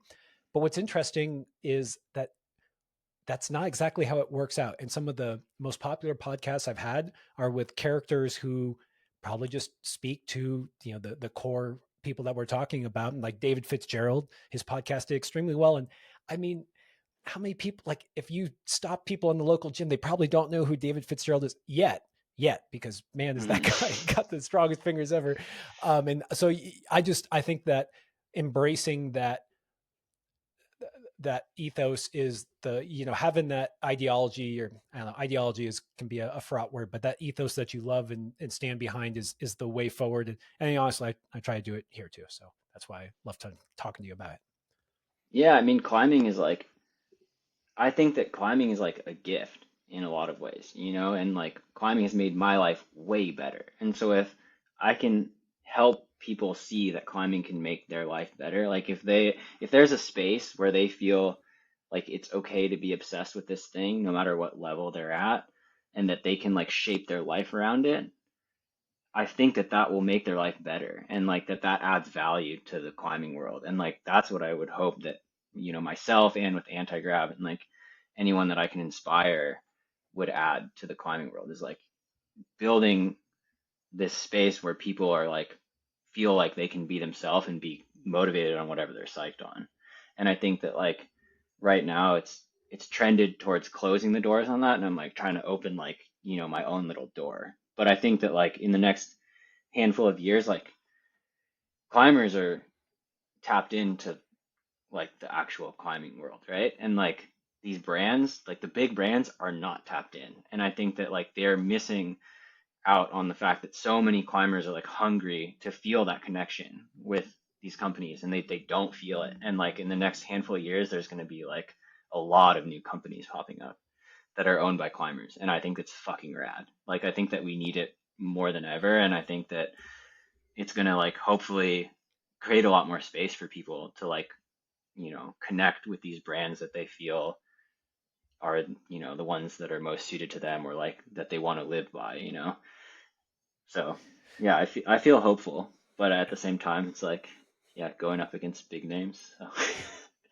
Well, I love that idea of opening the door for people who want to join that lifestyle and way of being. And it comes back to when you said that you ran up to the mandala when you were a V5 climber, and that you encourage other people to do that. I love that. Like, I don't know what I was looking for when I asked you for that practical tip, but I love that you were like, boulders aren't off limits. What are you talking about? Like, dude, it's a piece of rock. And that's the whole point, is that it's there for everyone. And I just, good job, man. That's one thing that it's interesting, this inclusive versus exclusive. Like climbing in some ways, when I first started, felt a little exclusive, where if you weren't a climber, like if you didn't enjoy that like type 2 fun, I don't think we brought that up, but that like, the Rocknasium definitely drilled into us like that type 2 fun, the work hard for it versus just, oh, like this grade is soft and I'm just going up the ladder. And over time, but then if you were a climber, they were like, come on in, Like we will, I don't care who you are, like you're psyched. I don't care what grade you climb or don't climb, like you're one of us and you're our friend and we're going to spot you, and we're going to show you the Yeah. ropes. And it's kind of like ebbed and flowed. It's kind of interesting. I like you bringing in that just like, this is for everyone. If you're like this, you're like me, and let's do it. Let's all be together on it. That's cool. Yeah, for sure. I mean, I feel like one thing that is so important is like I'll see someone that climbs pretty hard in the gym and I'll see them like not try, let's say. And I'm like you can tell when someone's trying versus not trying, you know what I mean? No matter what grade they climb. And like if I see someone that climbs, V10 or some V12 in the gym and I see them not trying versus I see some like person projecting V3 and they're like fucking trying their ass off and they're like giving it everything they have, like I'm so much more hyped on this person that's climbing V3. I'm like, that's my person, you know what I mean? Like I was there once. Like I don't care like how hard you're climbing. Like if you are like psyched and you're giving it what you have, like then that's what counts to me. And like I don't know, I think that like there's this aspect of climbing that is just so rad when you get to push yourself like that. And if you don't feel validated in like that space, then it can be really detrimental. And like growing up at the Rocknasium and feeling like I could just be a Gumby, but it was totally okay to be a Gumby because I was psyched. Like I want everyone to feel that way. And like so hopefully like if I'm at the blocks or with the anti-grav or whatever, it's like creating a space where people can be like, I don't, it's not like about how hard you climb. It's like about the passion, and about like being psyched on this thing that we share. So, By the way, it's kind of the absolutely must necessary have component to get really good too. If you're not willing to try hard and hang it out there, and I've talked this has been a question. Sometimes we do this Patreon classroom thing, and people will come and they'll be like afraid of they just they're afraid of looking bad in front of people, and they get plateaus because they aren't willing to, maybe they're a V8 climber and then they don't want to yell on the V5, and it's like, you have to be willing to hang it out there. Like that is just absolutely required to get better. And I think that kind of stuff is actually what brings the community. It's what makes climbing a very strong community, is you get to be around people who are trying their hardest, failing, and getting scared. And that blend of kind of exposure, and you get to find out a lot about who someone is when they're failing or when it's cold, and it's one of the things I love about climbing is I feel like I can go anywhere in the world. Like if you plot me down in, in some other country, if there's a gym nearby, like I will go there and I will have a community in a month. And, because you get to see people, their authentic true self. And, I think that's an important part of what we do. can I just do a little adjustment there for me personally? I don't like failing. For me, it's falling.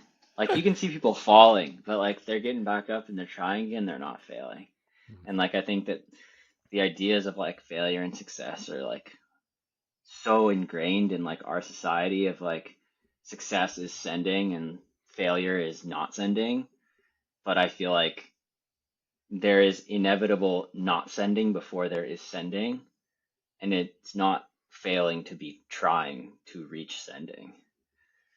So like for me, like I've always tried to take those words as much out of my vocabulary as possible because like if I'm trying, then I'm not failing.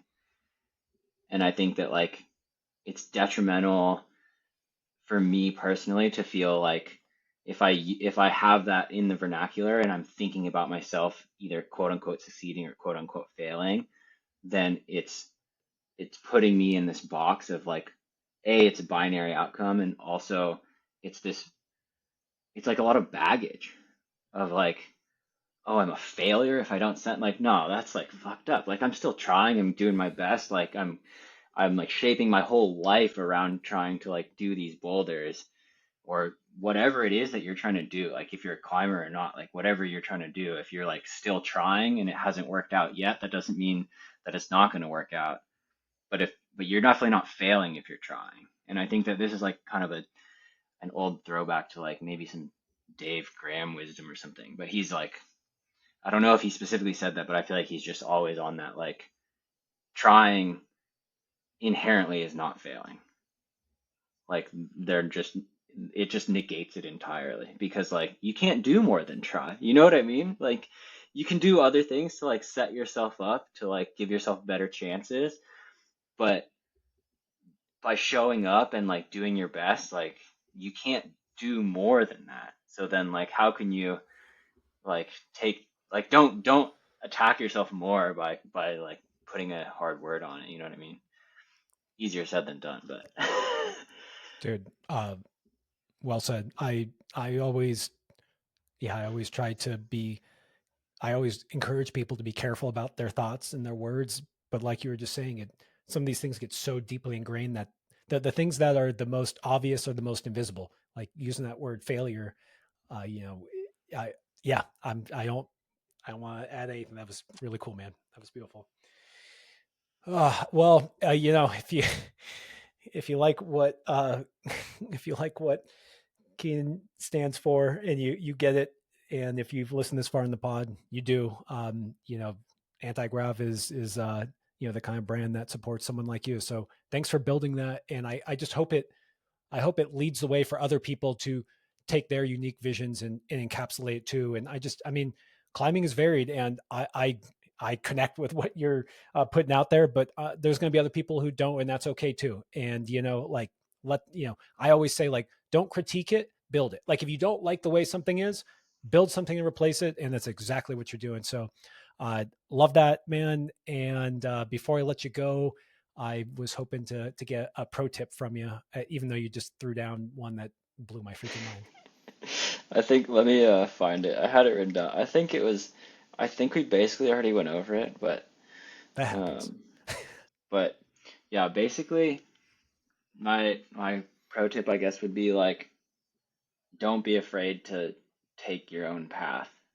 And that's not necessarily with climbing. It's like in whatever aspect of life, but like try and whatever you're psyched on, like you reserve the right to be psyched on that thing. And like it's okay if like you want to be a slab legend, fucking try to be a slab legend, you know? It's like if you want to do like the sickest dynos in the world, do the sickest dynos. Like whatever you're psyched on, like go into that and like don't have any shame or anything about it because like you doing you is inherently cool.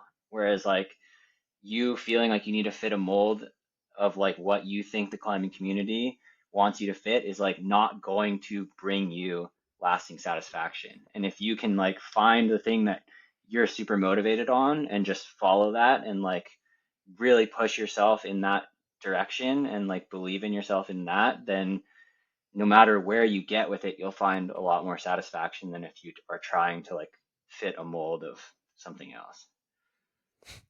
Makes me think of, that was like Roman's pro tip, Roman Yellow. It's just Mm. once you find what tickles your pickle, you're good to go.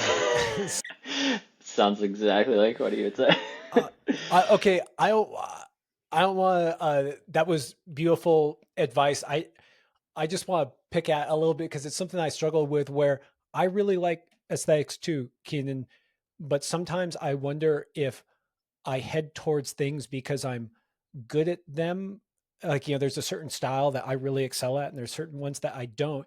And do you ever find yourself like lying to yourself about, you ever catch yourself like heading towards something because it's easier versus what you really want to do? Do you ever feel that tension of, or maybe you're just really more authentic to me, but sometimes I find that I head towards something, and then when I really take a step back, it's like, oh, you just want that because you know it's going to be easier for you. Do you ever have that struggle? Oh yeah.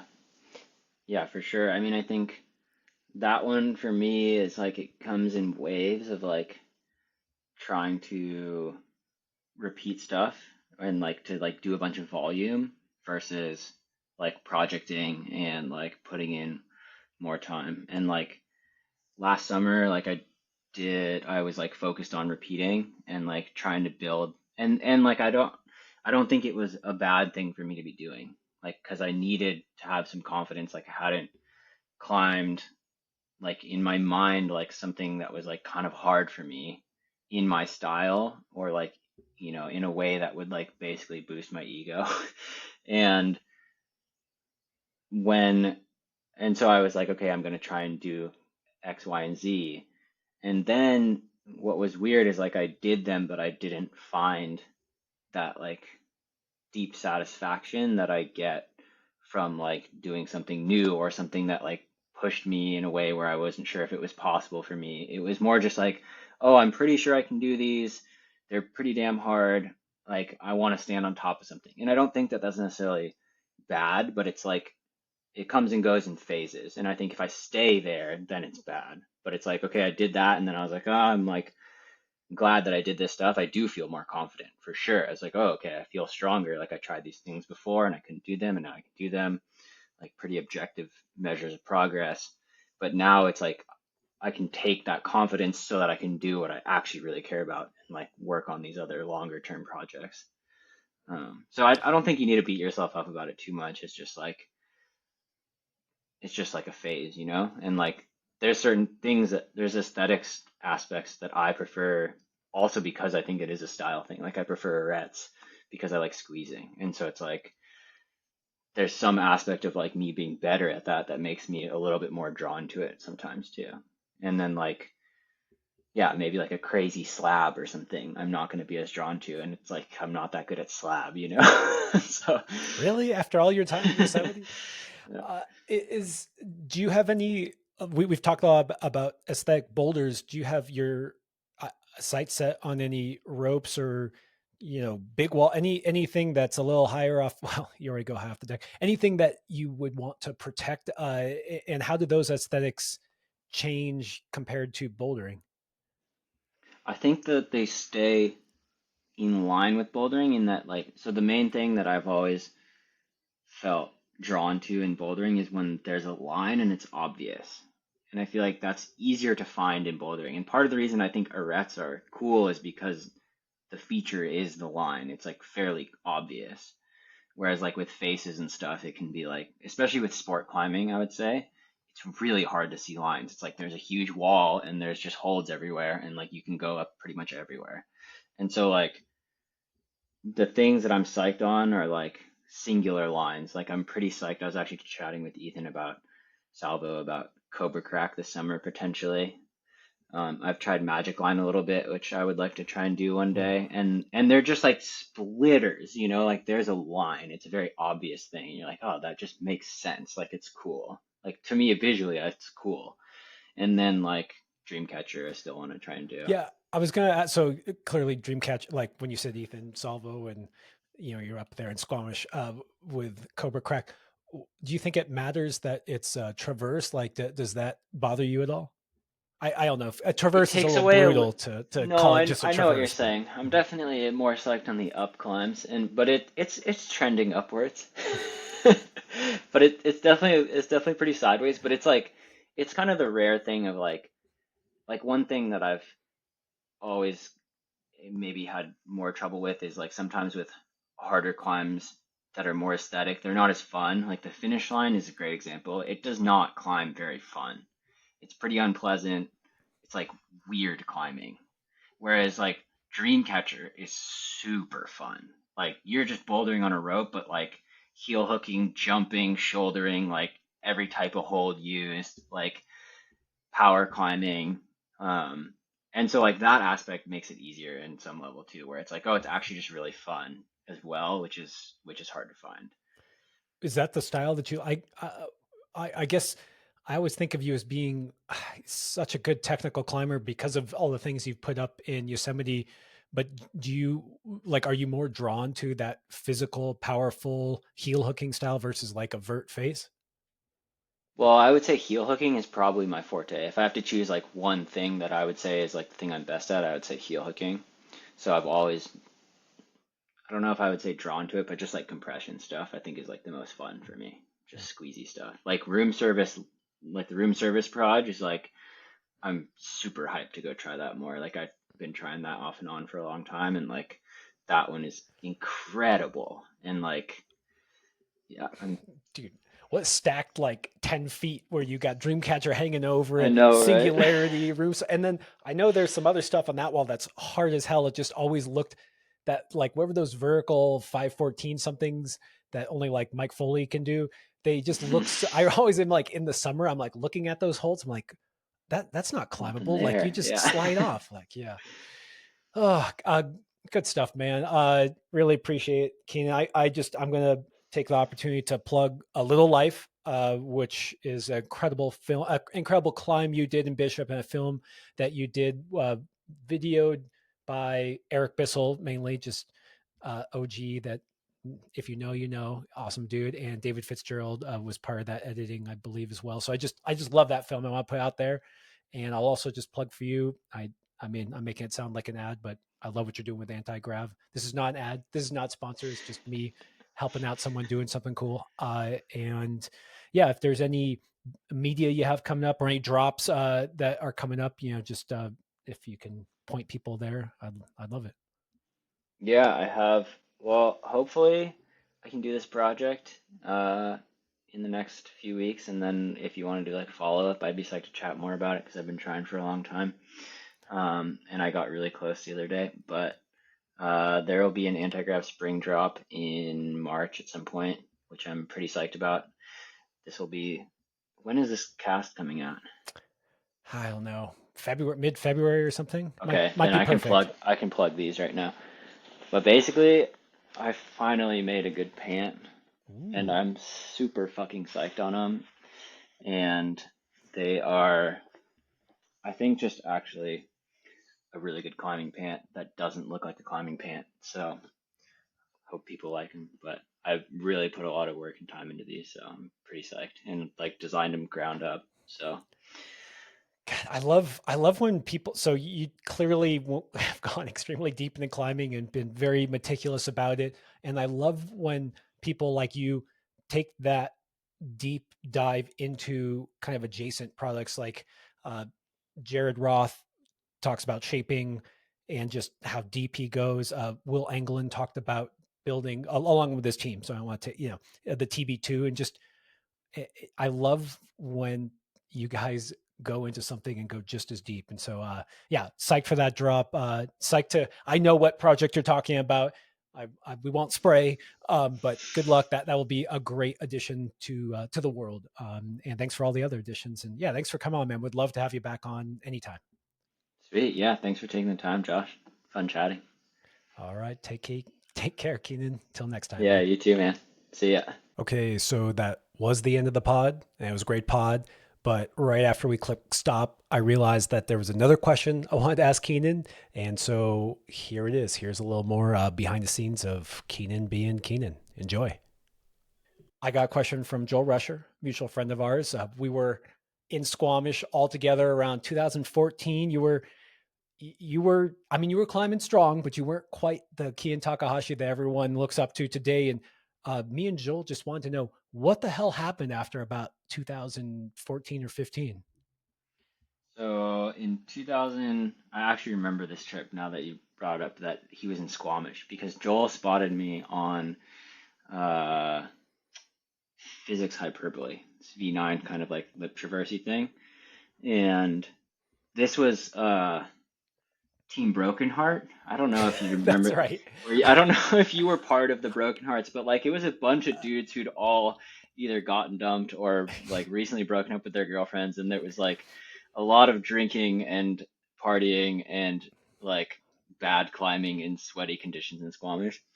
Um, but I remember meeting Joel and him. Joel, I mean, another great person, great vision, and really OG climber, but also just super psyched and always super welcoming. Like I have very strong memories of Joel always making me feel very valid in my psyche and my enthusiasm, and always like encouraged by it in a way that was really cool by someone who'd been climbing for a lot longer. But yeah, so I think maybe akin to what you were talking about, like when you first met me in Rocknasium and I was climbing like V5 or whatever. And then I kind of plateaued for a while when I was in college. And I was like just like more social and partying more as like a lot of people in school do. But I was still climbing like a fair bit, but I remember being like, I'm so curious as to like what level I can be if I actually focus on climbing when I'm done with school.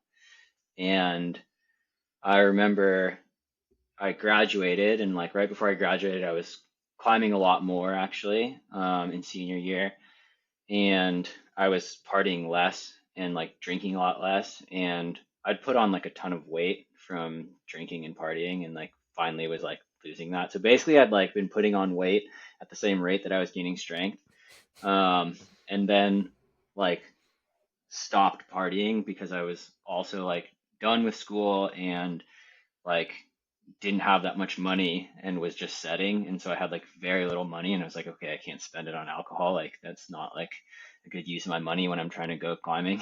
I'd rather just buy gas. So um I was climbing a lot more, and I remember I did like I'd climbed V11, and I remember I went to Thunderbird and did Thunderhead right before going to Rocklands. And then I remember being like, oh, I feel like in pretty good shape. Like this is going to be a fun trip, you know? Like I've been wanting Teddy, my OG like best friend, and I like one of my first climbing partners, like first close climbing partner that I climb with regularly. Like when we first started going to Santa Cruz, we were like, okay, when we graduate, we're going to Rocklands. So we'd had this in the back of our head. So like we started training for Rocklands like a little bit before, but like I mean, for me, training is just going climbing. So we're climbing a lot, and we had a 7 week trip planned up, I'm pretty sure. And I remember, yeah, I had this good trip to Tuolumne, was feeling good. And then we went to Rocklands, and I was climbing pretty well at the start of it, and then just like continued climbing better and better throughout the trip. And at the end, like did Muisti Macy. And remember being like, wow, like I really just like leveled up in Rocklands. And I remember like coming back and feeling like this new level of self confidence in my own climbing, where I was like, okay, if I have the time and space to be climbing outside regularly, like I could climb pretty hard, maybe. And so then I was like a lot more focused on giving myself the space to do that, where I was like, I'm going to like make it more primary to like see what I can actually do if I'm fully like climbing as much as possible. And then uh was just trying to get that job in Yosemite, and like I went on like a couple climbing trips with Eric in New Mexico and did like a bunch of new stuff that was super fun. And um That's right. yeah, and I mean Eric, we gotta do a shout out to Eric for being also one of my OG mentors. And like Eric and I met in this is a funny story. Eric and I met in 2011, I'm pretty sure, and we were the girls that we were dating were sisters or are sisters. And I remember like, so Eric and I started climbing. He was like, he's 4 years older than me, and he's the first person that I saw like do relatively hard boulders statically. And I remember being like, whoa, like you can be like strong and climb statically. Interesting. Because I didn't really like watch many videos of Fred when I was younger. And, but I remember like 6 months into meeting Eric or something being like, you know, Eric, I'm like 20 or 21 or something. I feel like even if we don't end up staying with our girlfriends, we're still gonna be friends. And here we are, still homies. One of my Wasn't best friends. I love Eric. Eric Bissell is the man. Was he part of Team Broken Heart on that Yeah, Squamish trip? Yeah. yeah. So I just want to paint everyone the picture. Squamish is this, I call it adult summer camp. And we go in the summer. It is bad conditions, but it's good conditions for camping and yeah, and drinking. And I just remember Keenan, I would wake up in the morning and you would be just asleep on this sea of crash pads that we had been hanging out on the night before because we were all camping. And yeah, that was a wonderful trip where I think that Eric also put up this just incredible V10 slab climb. And I don't know how many people have done it again. Kadama, I think is what it was. And yeah, talk about good slab climbers. So Which yeah. I'm gonna Mhm. take a little credit for. That was my vision. And I Oh, was I like, kind of remember Eric, that. Eric, you should go and check out this slab. Like, it's thick and tall. And like, then I took him to it, and he was fucking psyched because it's amazing. And then it's hard. I It's think you so get a hard. V11, which I think is more fair because I've tried and I couldn't do it. But Couldn't even get off the fucking ground. yeah, it's I quite hard. Yeah, and I love that you gave Joel a shout out. I don't know if you know, but I did a podcast with Joel Rusher and Jeremy Meeks, and kind of they were big mentors for me when I was going to UC Santa Cruz. I would go over the hill and climb with them, and bring Connor Barthel along, and it just it is so important to help out those around you, like see the psych people, and be a steward for the sport. And I can't emphasize that enough. And I I say this, but I also know that on the other hand, we've had a massive influx of gym kids, and it's there's not as many mentors as there needs to be to handle that. But that doesn't mean that whoever's listening and has that experience can't be one of those mentors. And even if you can just do a little bit, like be that person to take that psych kid who's yelling too much, who's playing music at the boulders when he shouldn't be, who's not putting chalk on their hands, who's not wiping their feet before they get on the boulder.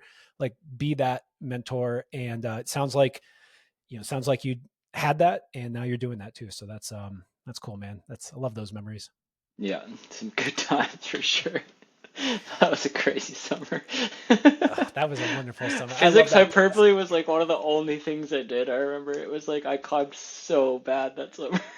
Well, dude, I've talked about this on a pod. Maybe I was talking about it with Ethan, where I went to Squamish. I think it was that time, and I was climbing very well, and I just got shut down in bad conditions. But actually, physics hyperbole was one of those that I did. And what was crazy about that is that you never use a toe. I remember I did the whole problem with only heel hooks, and it has that Mm. cool mantle at the end. Hmm.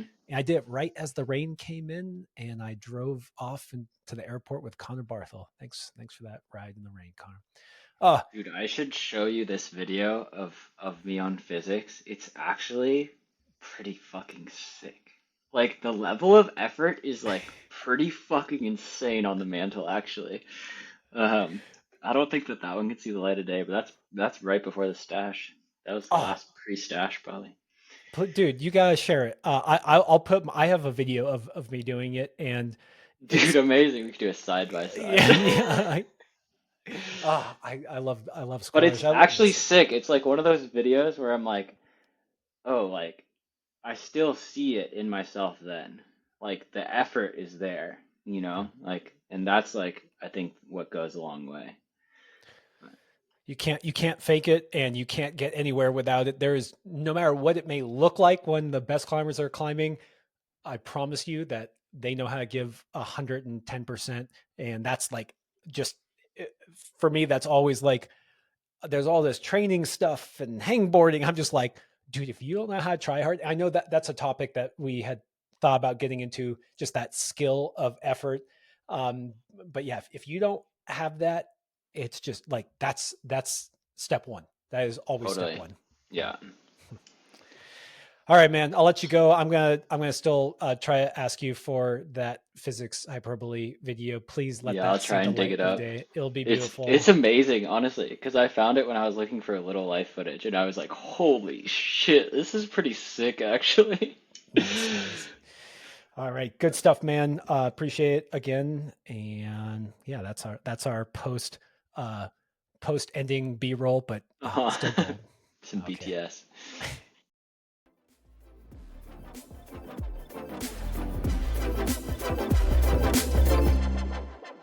Thanks for tuning in. If you'd like even more content, go to patreon.com/testpiece. And while you're at it, share this podcast with someone you know who would love it. And please leave us a review or rating at wherever you get your podcasts. We've also got tons of great content on YouTube and Instagram, so don't forget to like and subscribe there. Okay, see you next week.